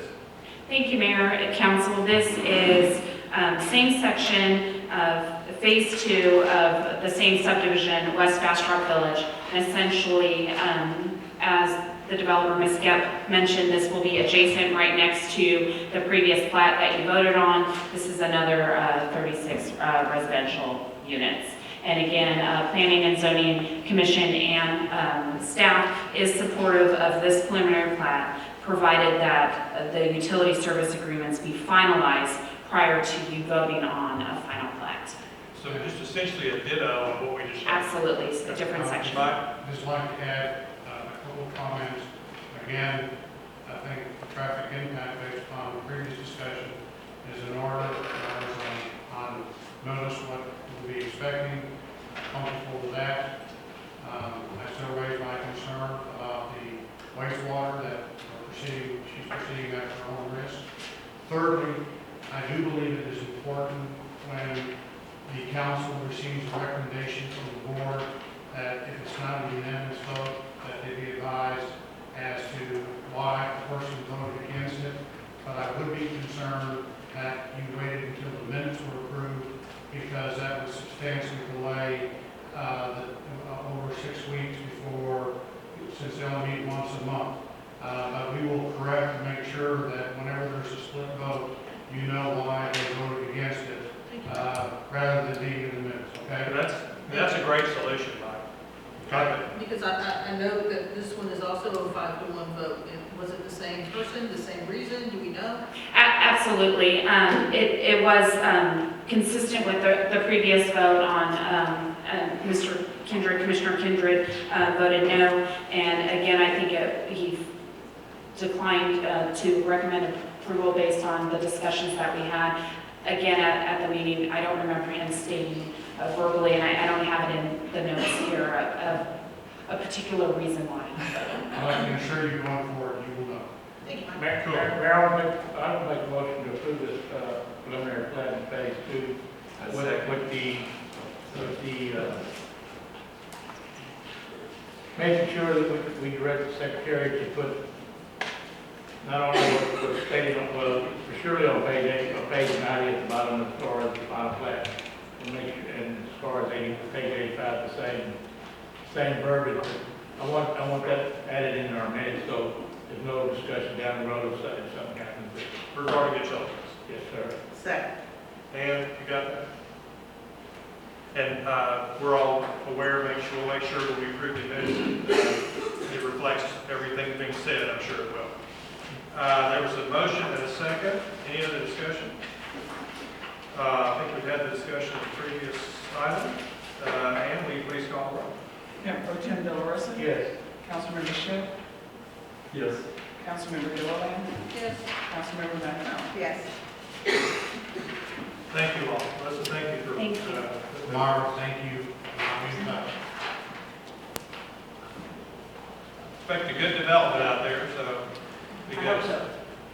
Item D7 is consideration, discussion, and possible action on the acceptance of Hulu Court and the portion of Mahalo Lane within the city limits and adding it to the list of streets already under the care and maintenance of the City of Bastrop's Public Work Division. Mr. Joe. Mayor and Council, thank you. So sometime in April 2015, we have interlocal agreement with the WCID, also everybody residents of Eastern Village. They paid the materials, the city performed the labor. We wanted to bring the roads up to a certain standard. They've all been inspected. We completed the work. All the bills have been paid. So Mahalo Court, Hulu also, and I've added them to the list. You can look at your packet. There's highlights. So there's actually 19 streets that we maintain within that area. We just want to add them to the list officially because I don't believe they were ever accepted in the past. So I want to have an accurate record in the minutes. Great. Could I? Sure. On page 98, you said, I know the deal was that they pay for the materials and we do the labor. Is it WCID number 10? Yes, sir. Make sure on that. And who did the inspection? We did. We did. The city did it? The city did, yes, sir. Because we're taking them in and just did it. That's correct. The city did it because they were within the city limits. We made sure they met our standard. Trey, as you reflect on the decision that y'all made to include these two roads, what is your thought about what percentage of the roads out there we've actually are under city control? In the entire WCID area? No, in our city limits portion. Oh, it's what's left is my question. It's, I'll say roughly, that's left to be done. Left to be done. There's maybe 5. Okay, so we're not very, we're not 5% of 5. We're hitting the high percentages here. Yes, we're actually already discussing 3 more for this year. Okay, so we might finish this before the 22nd century. Okay. Yes. We did receive a setback because some roads were damaged during fire. Yeah, right. Okay, is everybody clear on what this is? Motion and second, any discussion, questions? Willie and then Kelly. Mayor Pro Tem Delors. Yes. Councilmember McDowell. Yes. Councilmember Shipp. Yes. Councilmember Gillum. Thank you all, and Trey, thank you to your crew and our cooperation with our partners out at Tahitian, Mike, for the great progress we're making on streets. Wonderful. Item D8, consideration, discussion, and possible action on the first reading of the proposed ordinance of the City Council of the City of Bastrop, Texas, annexing the hereinafter described territory being 16.21 acres situated within the town tract of Bastrop, Abstract 11, to the City of Bastrop, Bastrop County, Texas, and extending the boundary limits of said city so as to include said hereafter described property within said city limits, and granting to all the inhabitants of said property all the rights and privileges of other citizens, and binding said inhabitants by all the acts, ordinances, resolutions, and regulations of the city. Mr. Talbot. Yes, Mr. Mayor, we've gone through the public hearing process. Now this is the process to annex this property into the city. I thought for ease, since it's come up at both public hearings, I included in your packet on page 105, the area crosshatched in red is the area that you're annexing into the city, which squares the city, his property up with the city limits. And so I just try to make it easier for you and try to understand all the legal descriptions. This red hatch here is what you're annexing in, which makes a line with our city limits and squares up the property. Am I remembering correctly that no one spoke at either of the hearings? No. One way or the other. Mr. Singleton is here offering to answer any questions. He's the developer and the applicant, and he would be happy to answer any questions you have. Which hearings were you talking about? We had 2 hearings over the last 2 meetings where we asked the citizens or anybody. Council meetings.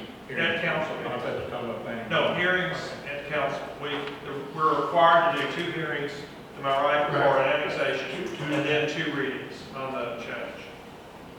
So we've now reached the point of deciding whether or not you want to annex this area or not. And everything is in compliance, and we've done everything according to the requirements of the local government code. My recommendation is we pass this on first reading and put the second reading on consent. Move to approve. Second. Any discussion, questions? This is exactly what we've seen in the past, right? This is the 3rd time after this, right, Mike? Exactly the No same. changes to this. The only change, Edward, is I put this map in tonight because I wanted to help you out so you can visually see what you're doing. Okay, thank you. Well, I will say this. It looks to me like we're annexing some pretty good parkland. I don't think you use it for much else. But, and I think we're ready to call the roll. Councilmember McDowell. Yes. Councilmember Gillum. Yes. Mayor Pro Tem Delors. Yes. Councilmember Shipp. Yes. Thank you all very much. Item D9, consideration and discussion of possible action regarding approval of the resolution of the City of Bastrop providing preliminary support for the future evaluation, the construction and potential development of transportation system and roadways for enhancing connectivity in the western portion of the city's corporate limits.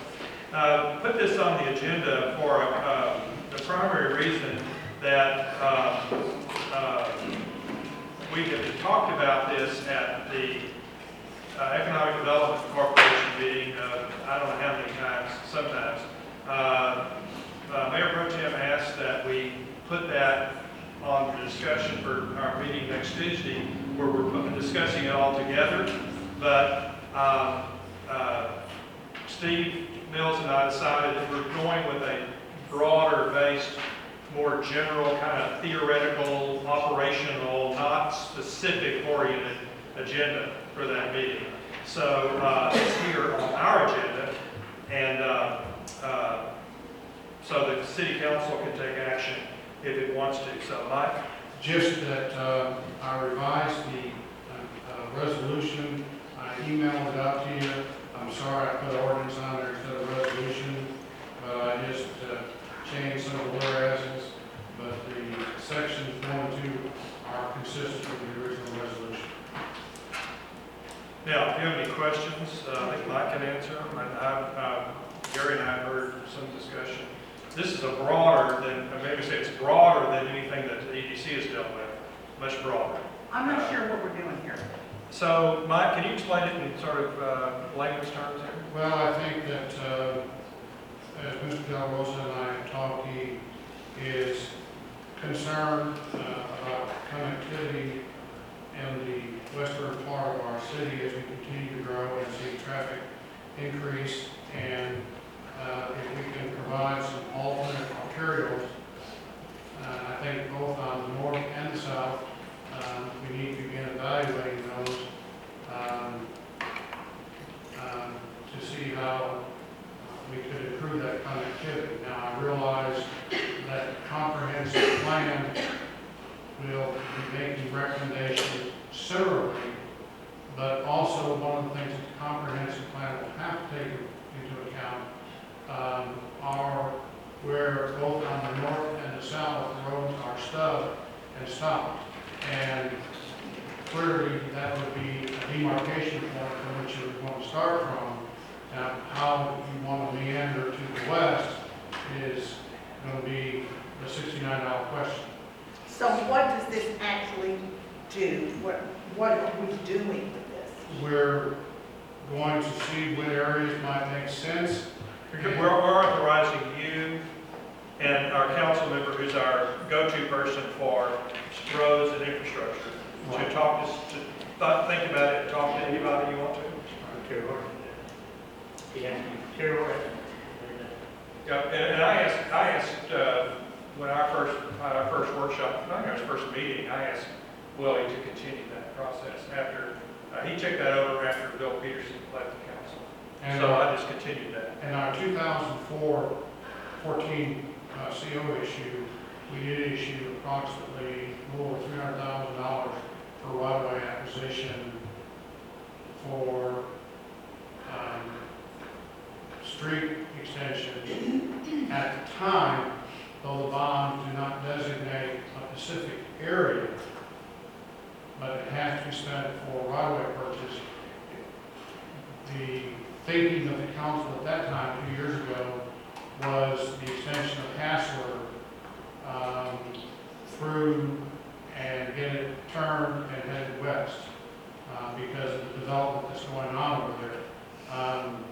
Something could get built because that area was platted, not taking into consideration the extension of Hassler, which now, in my opinion, puts this council in a tough spot because if they had been thinking they would have required the dedication of right-of-way, but they didn't. And so that's why I think we have to look at both sides of the highway to see which makes the best sense. And at some point, we're going to have to spend that money because we can't, or we're going to have to turn it over to the interest and sinking fund. So we did do some preliminary appraisals back when we were looking at the Hassler extension, but I know those are dated and not current with what's being priced out there right now. So do we have the transportation plan back and? No. So are we jumping the gun here? One view could be yes, but again, I fall back on, there are a couple of areas where streets are stubbed out. And in a year's time, if something was built there, then, and we didn't take any proactive action, you might never get a street through there, irregardless of what the comprehensive plan says, because now that right-of-way is blocked. So if this would be an opportunity for you and staff and Willie as a council member to study it and do whatever you want to and report back to the council. And it might be complementary to comprehensive plan. We would certainly coordinate our efforts with the traffic consultants as part of our work. I mean, if we would certainly want to seek their guidance, especially on alignment issues where they felt it would best serve the city. My only concern is there's a couple of areas out there that if development was to occur because the area was allowed to be platted with no dedication of right of way, if something gets built out there, then you either are blocked from extending the street or you're looking at a very expensive street to extend. Can I ask, it was my understanding, speaking with the director of the BEDC, that this wasn't an official discussion at the BEDC because there was no impact for primary jobs or no developer coming forward saying that they want to develop this area. Can you explain what's happening? I would say, Gary can answer it too, but I would say that fact has been stated by a member, at least one member, but the council, the board, that at least as long as I've been, I've never dealt with this as an official action. It's been discussed. We have a member that asked to have it on a meeting next week. Steve and I decided it was not appropriate for the tenor of that meeting, so I put it on this agenda. And I would say, am I missing something? So does that mean the BEDC has not discussed this as a project? But actually, I think the BEDC's position is that the building of such a road would be subject to like a 380 agreement. It's not something the BEDC would pay for unless there was an impetus to do that, some development that was going on. On the other hand, what I think we could do, rather than build the roads, would be to determine, will those roads be needed, and at this point to potentially, for the city to purchase that land while it's still undeveloped land and set it aside, and then wait for the opportunity to do a 380 or something. BEDC to purchase the land. This is on the city council agenda. But you said that this was a BEDC thing, and this is why you brought it up. So I'm trying to get the I don't think connection. there was any consensus at BEDC that BEDC would contribute in any way to the building or the purchasing of this land. Not that we really didn't look at it that way. We were saying that it didn't make sense to build a road with BEDC money because BEDC, while BEDC can do infrastructure, we really can't support, BEDC really can't support incentives for retail. Let me just say this, we take a harder role than BEDC, no disrespect intended, they are statutorily controlled. But we also have to think about flow of traffic through and in the city.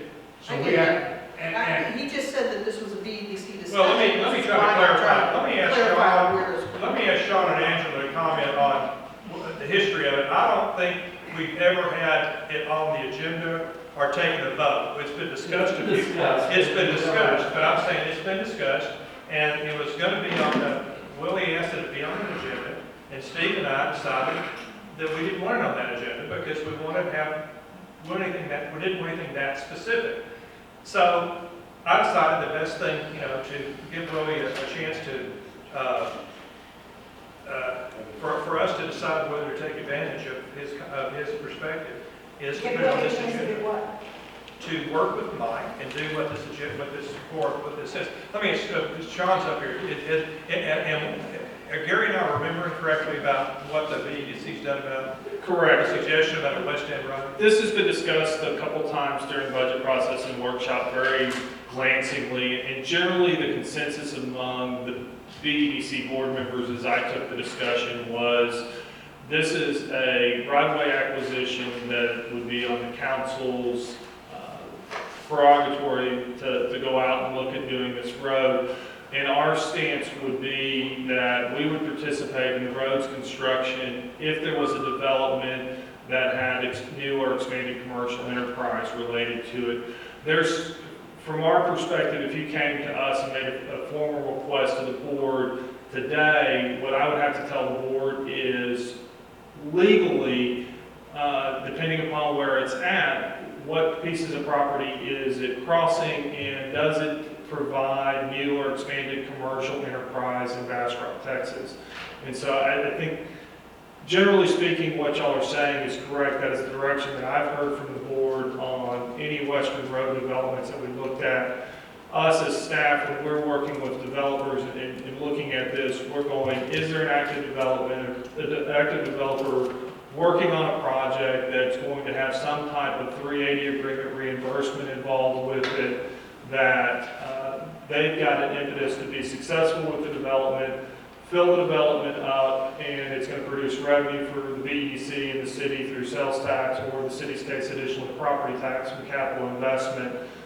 That's generally the feel that I got from the board this summer when on these types of roads out there, we do not have eminent domain authority. We can't go through right-of-way acquisitions without the council's blessing. And so that's one of the reasons that it's back to the council instead of going to the joint workshop, because the right-of-way acquisition is truly a council prerogative and something that y'all have to look at. And the resolution, as Mike has explained it, and it's been revised, and I haven't seen the revised resolution, is for Mayor Pro Tem De La Rosa and City Manager Talbot to go and look at what those options are out there in the western half of the city for potential transportation improvements within the community.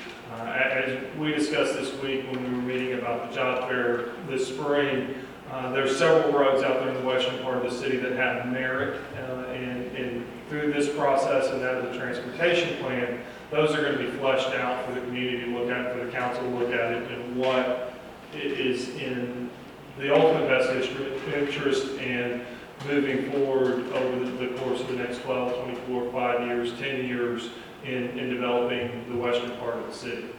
Does that explain? Well, it doesn't explain why we need a, Mike, do we ever have a resolution every time you want to go look at some property? I don't understand why we need, I still don't understand why we need a resolution. I think the question is this. I think to take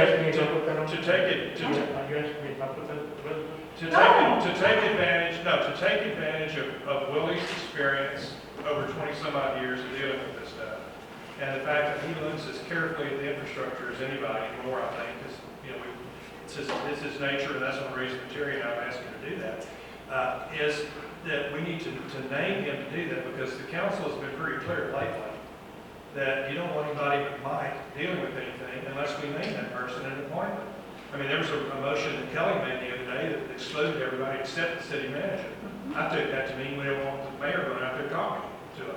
So, or anybody. So I'm just saying the opposite of that is now true, that if we're going to take advantage of Willie, then we've got to name him in this resolution. That's the only purpose of it. But I don't understand why Mike needs a resolution at all. Mike doesn't need it. I don't think Mike, well, I think Mike needs it. Mike, you need guidance and instruction, direction, but this is direction, especially regarding Willie's involvement. I think it's a reasonable request. I mean, we're just saying it's time for us to be forward-looking at the streets on the west side of town. We know that there's a lot of trouble, that there's a lot of traffic issues over there already. We know that the development potential for that area is substantial, retail-wise. I agree with you. We've known this for a long time. That's why I don't understand. I'm just stuck. I don't get it. You're saying we just need a basic, simple agenda and move on. Well, as far as at least you can tell me otherwise. Let me say one part. I hope, and maybe by the end of November or something, when Mike and I can sit down and talk and identify or start looking, visiting with other people, this could be bigger than this could be an county issue. We don't know that till we dive into this and start looking. But we're not going to do all that until we come back to the council, give you all a report, and then the next move is going to be on what the council wants to do, is move forward or not move forward. Well, we got to start somewhere. Certainly, our plan needs to include the ETJ. But I think, again, I'll just say it one more time, Kay. From my perspective, it's really important to this council that if we ask somebody to go out and do something for us, that we ask that person or instruct or guide that person to do that. And that's what this motion means. And also ask Mike to spend some of his time working on that. And I think that's the purpose of it. And I think it's pretty clear. Now, it's probably a little more complicated than I would have made it, but Mike's a genius at figuring out how to say stuff so that 6 months from now, we're not coming back and asking what the heck it meant. Mike, did you put this together? I did write the resolution. I was requested, and I did. Okay, well, whatever, I just don't, listen. I'm ready for a motion. Okay, I have another question. Let me clarify.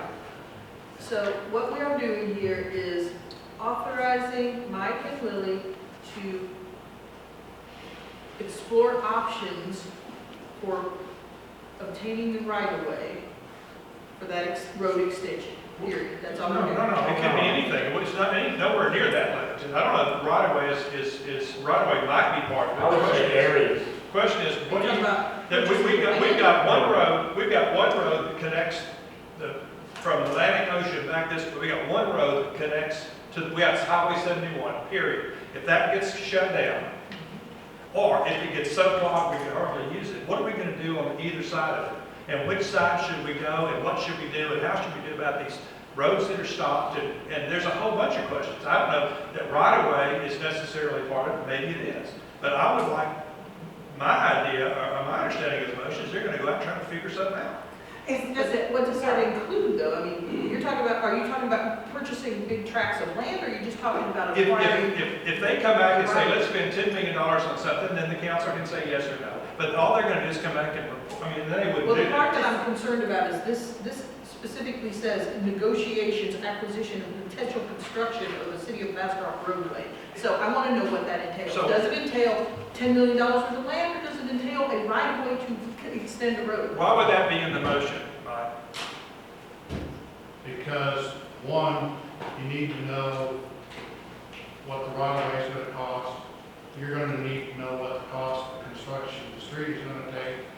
And in order for us to do a total package, I have to put all those costs together. But that's not. I don't have the authority to, nor does Mr. Del Rosa have the authority to go out and spend $10 million. Nor would I even think about spending $10 million. But I also have to bring in a budget to show the council what street we're extending, why we're extending it, what it's gonna cost.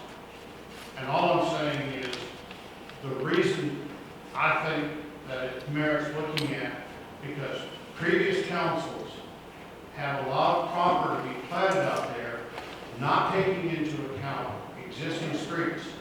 So that forces this council to, when they come in to develop, you can't require them to dedicate the right-of-way because that's a takings. Now, if it's a raw piece of land that they're coming in, that's different. But if it's already platted, and they bring a concept plan in, and it blocks the street from going through, you're either gonna have to compensate them, or if you don't, it's a takings. So what do you envision yourself and Mr. De La Rosa doing with this resolution? Sorry, Will. What do you envision this giving you permission to do? I envision it looking at both the north and the south end, and because I know of two areas, especially on the south end, where there is platted property, which our current thoroughfare plan shows a road going through, that is already platted. And that's a misleading factor. Even in our comprehensive plan, they're not going to go out there and determine property ownership or whether it's platted or not. And all I'm saying is, the price goes up every day. And the last 3 Saturdays, about 2 o'clock, I've gone down to the intersection of Hassler and 71. And if you get queued up at the lights, you go through 4 queues before you go through that stoplight. When you start moving that up to 80, people are going to stop going to those stores. But Mike, you're still not answering my question, what this resolution lets you do. Does it let you acquire something? No. Does it let you study something? What does it? It allows me to study it, to determine, I can go ask the person how much they want. I can, if deemed appropriate, get an appraisal, because we have to justify the price that we pay. If somebody says, I want $1 a square foot, and the appraisal comes back at 50 cents a square foot, that's a big gap, and then the council's gonna have to consider what options it wants to take. Secondly, building upon the cost of the right-of-way, what's it gonna cost to build the street? Because it depends upon how far we build. We may stub it out 300 feet, and then let the developer take it on from there, or we may extend it 500 feet. It just depends on the particular situation. But I am not going to buy, it doesn't authorize me to buy any property. In my opinion, it tells me to come back to you and say, here's the areas we've identified, here's the potential problems we see, and in this area with A, we see these potential problems, it's going to cost X to fix it. This is B, it's going to cost X to fix it. C, X. If the council said, we appreciate all the work, but we don't want to spend any money, that's it. It all comes back to the council regardless, correct? Yes. The only stumbling block that I can see is the negotiation part. That's the part that bothers me. I just don't think it's appropriate for council members to be doing negotiations. So I think we talked about that before. I got no problems with Mike going out there and doing negotiations and Willie talking to him, but I do have a problem with council members entering into negotiations. This is the joint effort. Is that the idea, Mike? Yes. It would be the two of them together. Gary, you were about to say? I was just going to say that perhaps we ought to strike the word acquisition, or put the word, like you have potential construction, put the word potential in front of acquisition, because you're not really going to acquire the property. But if you would put potential acquisition, then we know you're negotiating, but you're not actually acquiring. And that's what you mean anyway, isn't it, Mike? How about if we change the areas, say, to develop, take out the word negotiations, to develop the cost of acquisition, potential construction of a city roadway that would meet the standards and improve the all-over-city system and increasing connectivity of vehicle traffic was there subject to city council approval. I like that. That's good. Yep. Okay, Gary, No you problem with that. you want to move it? I will so move. All right, and Mike's got it in writing to verify that y'all have it correct. Is that okay? Yes, sir. And Mike has read it to us. And is there a second? I say, Seconded by Kelly? Okay, other discussion? Can I just say, this was confusing because it was a resolution. I don't understand why it ever needed to be a resolution. It's something like this every day. I don't get that. I Yeah, just well- think it caused a lot of consternation when it was not necessary. My comment back to that is, I'll say, repeat what I said earlier. Mike and JC are geniuses, and Ann knows all about this too, of phrasing stuff so that we don't worry about it 6 months later when somebody says, what the heck did that mean, and what were you doing? The clearer we can get it, the better we are first time through. And so I admit to you, Kay, I don't understand some of the stuff we put on the agenda either, but I trust that the way it's phrased is very important to us. When JC tells me I gotta read something, I don't think I need to, I gotta listen to it because I don't want to get in trouble. And I think it's similar. I think Mike is to be applauded for this, even though it may be sometimes confusing. So I can assure you that you're going to be seeing more of this than less, because as we go forward with the multitude of projects that we have, I want to clear directly from the council so that we're all on the same page. And 12 months later, we're going to end up saying, how did we get here with 6 different meetings? well, I'd like to also add that I'm glad that Mayor Pro Tem Del Rosa's name was in here so that we know what's going on and it doesn't happen and then we say, oh, well, how did he get involved? Right. So that for that reason, I think it was yeah. useful. Nothing clearer in this than that, correct? Because I understand what I've heard from the council, and I'm not gonna go against what y'all. Let me say a little bit, all the deals about the appraisals and negotiations, the money part, is coming from the manager.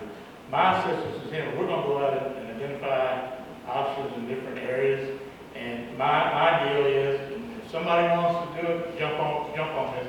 If there's nobody sitting in this room, you can go out and tell Mike, give him the history of that property, who owns the property, and the surrounding outside of Bastrop, and what he's gonna deal with, or how the city or even county might deal with this. So that's my deal with Mike. I agree wholeheartedly. That's my deal with Mike. And I will tell you that in every city that I've been a city manager, if I've had to go out and acquire an easement for a hot line or an easement for a roadway, there were many times that I employed somebody on the council because most of the time people don't know me or they don't like the relationship, but they know you and that gives me credibility when we walk up there together. They know Mr. Del Rosa grew up here in Bastrop, so that's, because I've done that numerous times, rather than just go cold knock on the door, I'm the city manager, and I want to buy a 50-foot strip through your property. Get the hell off my property, because I'm not selling you a damn thing. Now they can tell you that. I think we've done a really good job of perfecting this motion to, I think, most everybody's satisfaction. I think we're ready to vote, and Ann, I'll ask you to call the roll. Councilmember Schiff, Yes. Councilmember Gillum, Yes. Mayor Pro Tem Del Rosa, Yes. Councilmember McEnroe. Yes. And I trust we'll hear back something someday. Thank you all. Good discussion, good resolution. Item D11, consideration, discussion, and possible action regarding approval of an ordinance amending chapter. Ms. D10. What did I do? D10. Yeah. This is like D10.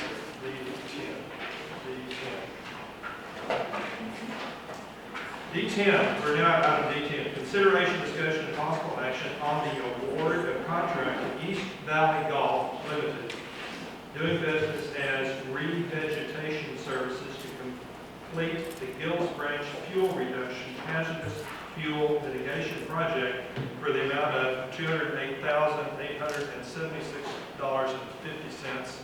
Mr. Joe. Thank you, Mayor and Council. If you'll remember, we applied for a grant through FEMA back in 2012 to clear the excess brush and reduce the fuel along Hills Branch. And we'll run from Highway 95 all the way to 71. We were awarded December 16th of 2014. Since then, we've continued to work on it. We received bids September 15th, 2015. And we've got, also if you're looking at your packet, there's a map on page 115 showing you the areas that are clear. And there's also a copy of a recommendation letter from Bethco Engineering, who was engineering this project, on page 112. And I just want to say for the record that this project would not be possible if it wasn't for Ms. Tracy Chavez working one solid year and obtaining 99 easements that we can do this project. Well, thank you. Well, yes, thank you. And also one of the slickest deals ever. I gotta tell you. I wish I had heard what you just said. Tracy got a bunch of easements, 99 easements. She worked for a solid year. We have to get easements to do this. Really? Because we don't own all gas brands, so we need to. Wow. That's fantastic. Sorry, I have things that I can't hear people. Kay's applauding you too back over here. So my question is to you, when you work with me on College Street and the bridge on College Street that crosses the railroad track. Okay? It stops just this side of, just the north side of 71. That's So where we maintain easements up to 71. So what happens with the other vegetation from that bridge southward, which is probably a couple, 200 or 300 feet? It basically goes up to Mr. Long's property. Okay, so you are crossing 71. Well, that's a textile maintained ditch. We'll probably pull a few of the trees out, but yes. Oh, so we're not put anything in that concrete? It's not overgrown. But it's like the paved. other It's section. paved. Correct. Yeah, anything in that concrete? But we will clean it up while we're there. Yeah, because that's, yeah. And we're still working with Mr. Long, and I hope to have easements through his property before we're done. Good. This needs a motion to award the contract. That was from the FEMA grant money, correct? That's so moved. Second. Any discussion or other questions? I wish Mayor Orr was here tonight. This was his #1 project. We'll, and we'll notify former Mayor, or Mayor Orr, please, to let him know that one of his seeds he planted has grown to a big old apple. Well, when I get finished, that's what I take pictures. You need to get a vote first. But we'll do, all right, if we pass it, I think we're ready to vote. And I forgot to do Councilmember Shipp? Yes. Mayor Pro Tem Delrosa? Yes. Councilmember McAnally? Yes. Councilmember Gordon? Yes. Now we can send Mayor Laura a happy one. Okay, as best I can tell, we're out of the 11. No objection. Consideration, discussion, and possible action regarding approval of an ordinance amending Chapter 5 and Chapter 9 of the City of Bastrop Code of Ordinances and recodifying portions of Chapter 5 into Chapter 9, creating and enumerating the powers and duties of the positions of Director of Public Safety, Fire Chief, and Assistant Police Chief, adding provisions concerning the administration of the Bastrop Volunteer Fire Department, repealing provisions of Chapter 5 regarding the position of Fire Marshal, creating the position of Fire Inspector, amending provisions related to the powers and duties of the City of Bastrop Volunteer Firefighters, providing a savings and a repeal clause, and providing an effective date. Mr. Teller. Yes, this is, in my opinion, step one of what will be a three-phase reorganization process that the council directed that I undertake. And we're doing the first one because this is going to be the most challenging and the biggest of the restructuring.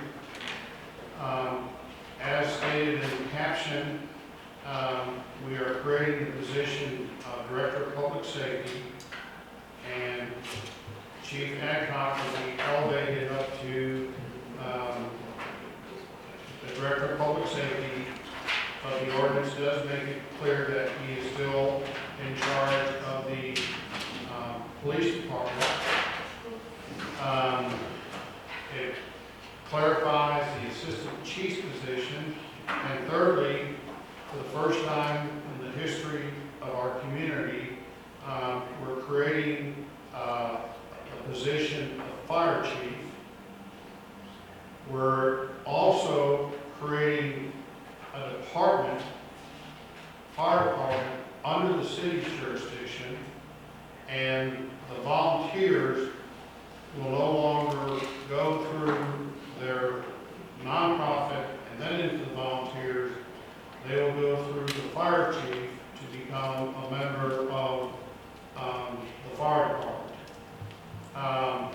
We have provided a grace clause in there that upon passage of this ordinance, any current member of the Inc. has 30 days in which to join the department. I would say by the time that you pass this ordinance, we do the posting. Our goal at this point is to have the fire chief on staff by January 1. And this was all budgeted, but this is a process. The first process was approving the budget, which you did, and all of these expenditures were included in the budget. Now I'm officially restructuring our ordinances to reflect the changes that were put in the budget into the formal structure of the city. Move to approve. A second, without question. Okay, let me just remind you, this is an ordinance on first reading. Right. Okay, Kelly? Who acts as the fire marshal now? We don't have one. So, We just have, it's never been, it says that the ordinance, I believe, said I can appoint one as deemed appropriate, but that's why we're changing to a fire inspector, because some of the volunteers are qualified to do fire inspection. so are we planning to add a salary position as fire inspector, or is it at least a volunteer? It'll be either a volunteer, or we may have to pay someone for contract services to do a fire inspection. Okay. But no position. Other comments or questions? I just want to make a comment. I think this is something that has been much needed in the city for a long time as we continue to grow. I think what brought this to where it is today for the Chief Adcock. And you have our confidence that you're going to do the job that we need to be done. And that's why I support this ordinance, because it's been a long time coming. And the direction of the fire new direction as we continue to grow, so good luck. Now, I agree with what Mayor Pro Tem said, but I'll phrase it a little differently. This is one more example, Mike, of how we're growing up into that bigger city, and the fact that you have people in place, like the chief and the assistant chief, to make this work is absolutely essential, as much as having the budgetary money to do it. So the staff you've put together is allowing us and allowing you to move in that bigger direction. So this is all, in my mind, good news. And I'd like to also thank the chief and assistant chief, and thank you on having such a wonderful team and taking over this new area too. Thank you. Mr. Chief, you're part of this as well, so. And I just want to say, Depend on you as well. I did meet with the volunteers 3 times, so this is nothing that's not, they're behind this, and the chief also worked with them. And I also met with the police officers because they were a little concerned that they might be losing the chief. But in closing, those 2 individuals back there is really what is making this happen, and we are very fortunate to have those 2 individuals in the city of Bastrop today. You can get rid of me tomorrow, don't let those 2 guys get out of town.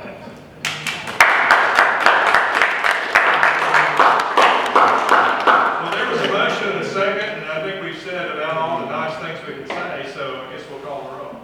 Councilmember McAnally? Yes. Councilmember Gilliland? Yes. Mayor Pro Tem Yes. Councilmember Bishop? Yes. Thank you all. Mike, and great progress. Just sit back and come, I'm not coming to the meeting tomorrow. Consideration, discussion, and possible action regarding approval of the memorandum of understanding between the city of Bastrop and the Y of Austin regarding the Bastrop County Shelter Grant. Yeah, that is the MOU that you instructed me to put together. Prior to the meeting, Councilman Gillian brought a good point up, however, made it, because it really is on point, and I should have caught that when we were putting our resolution together. We're a team, Mike. No, I had a concern that if this memorandum goes for the full 90 days, which would give the Y until December 31st to come up with their proposal and present it to council. I would ask that we accelerate that to the council. We only have one council meeting in December, and I would ask that we accelerate that to the December 8th council meeting so that we have time to approve this before the 90 days expires, so that we know if we're going with the Y or if we're going with the Plan B before the 90 days expires. Because I believe that is also a stipulation that the county needs council direction for at the end of the 90 days. Are you prepared, Mike, to recommend the change of dates? I think Kelly's right on the spot, because I would think that they should be far enough down the road by December 8th for the council to either feel comfortable or not. And if not, I'm working on a plan I'm going to call B/C,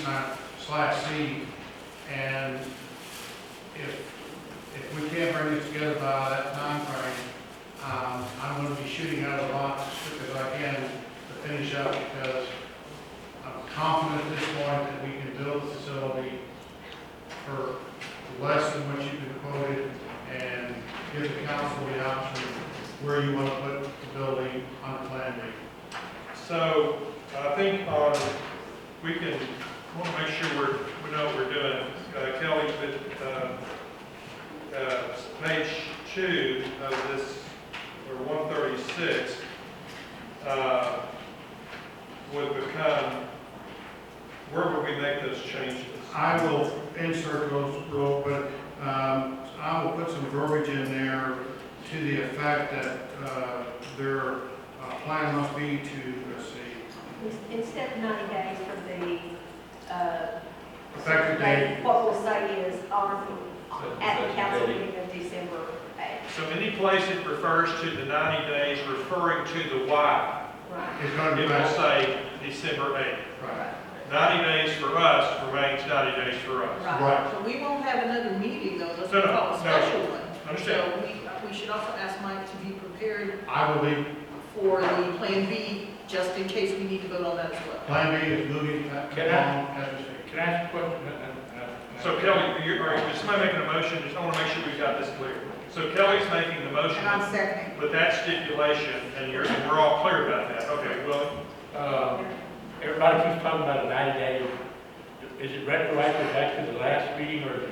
It was He referenced September 30th. That's when I got the 90-day extension from the county, that's so September 30th. So That's I the thought we demarcation. were in December, now we're moving up to December 8th. Right, because I think Kelly makes a good point.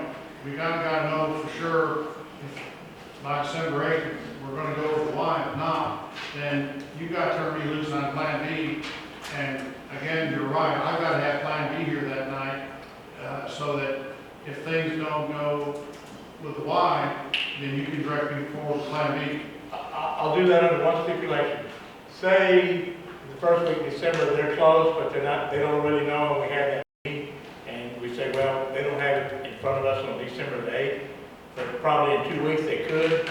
I hope we'd be flexible enough to allow them to continue another 2 weeks before pulling the plug, because if Plan B ready, there's no reason that, we can say it and not have a special meeting and say, well, we gave you another 2 weeks extension other than the December 8th, and now we're going to move on. But I hope to cut them off, not to try to cut them off on December 8th. I think we're all flexible to that, but I can assure you, Plan B will be ready by December 8th. But I would also say that this motion means we've got to hear from the Y by the 8th. But I understand one goes. But also, I want to make clear this. I mean, because we can vote to extend it on the 8th if we want to, but we're putting the Y on notice, it's December 8th. And also, it's not just 90 days, it's December 8th for the Y. It is 90 days for us. The drop dead date for us to walk into the county judge's office is 90 days with something. But the deadline for the Y is now December 8th. And given circumstances of December 8th, the council can do whatever it wants to. But right now we're saying, if this motion passes, this Y, you need to add this.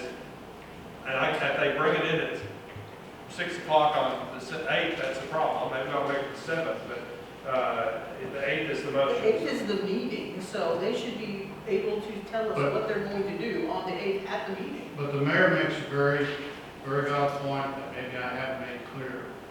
If 90 days from September 30th, if I don't have something on the judge's desk, we lose $1.5 million.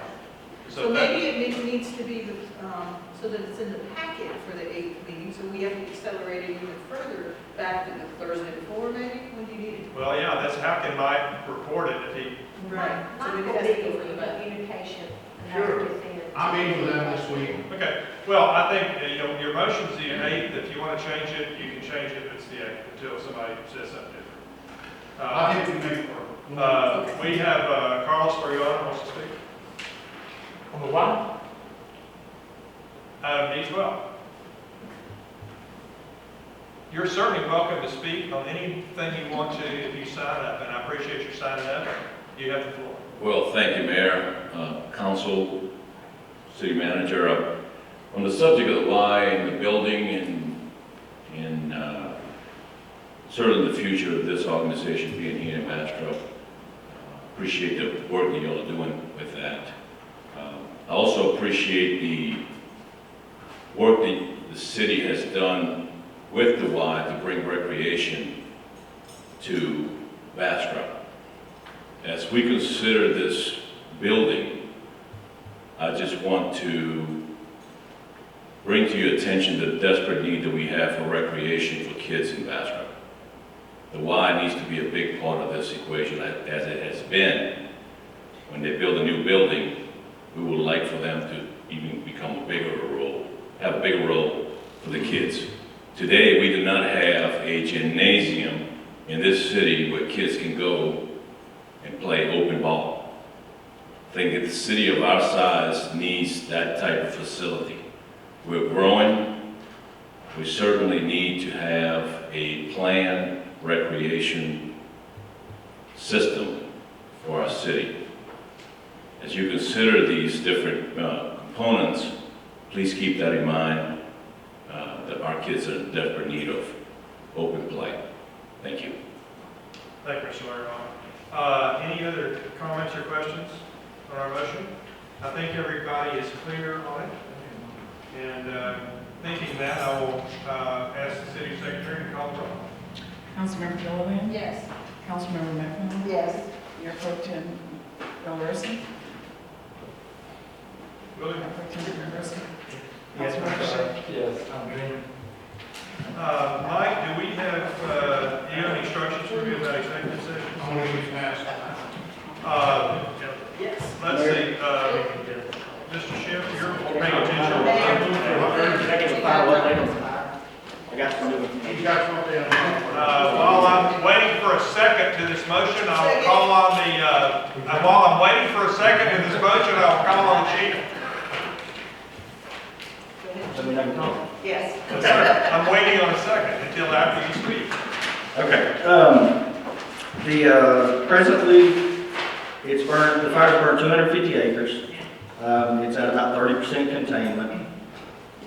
We have, the Smithfield shelter is open, our shelter is on standby. I looked at the map, the Texas A&M map, and it's kind of a skewed alignment as far as the direction that it's going, but it is still headed towards Smithfield. But because of the wind blowing down, or, slowing down, I think the firefighters are starting to get a little bit of a handle on it. That's why earlier it was 10%, now 30%. I have called the chief in Smithfield, Missouri, and talked to him and assured him, asked him to call the city administrator. He said he would, that any resources we have is available, and also the shelter being on standby. And I also, ma'am? What shelter? We have shelter here, the library. Mickey's in charge of the sheltering at the library. We can use the civic center if we had to. We have different locations. We can call out the churches and stuff like that for the shelters if we needed that. So they're running that through you? Sir? So if we had to call Mickey, they're running that through you? Yes, yes, through the emergency management process that we have, yes. So we went ahead and put them on, ours on standby, just be on the safe side. All of my police officers are on standby, meaning they have to be able to respond quickly if anything happens. I also called the sheriff and talked to him and told him that if he needed anything from us, it's not so much a a police matter, because it's pretty much all off the road, so we don't really have to worry about traffic. It's on property. But he said there are a few roadblocks and that he may need us to relieve some of their roads. But as of right now, 250 acres, 30% contained. Just want to give you all the final one. Thank you very much, Chief. Is there a second to the motion to adjourn? Yes, sir. I think Kelly made it. Gary made it, I think Kelly seconded it. I will second that. Somebody seconded it. Would you call the roll?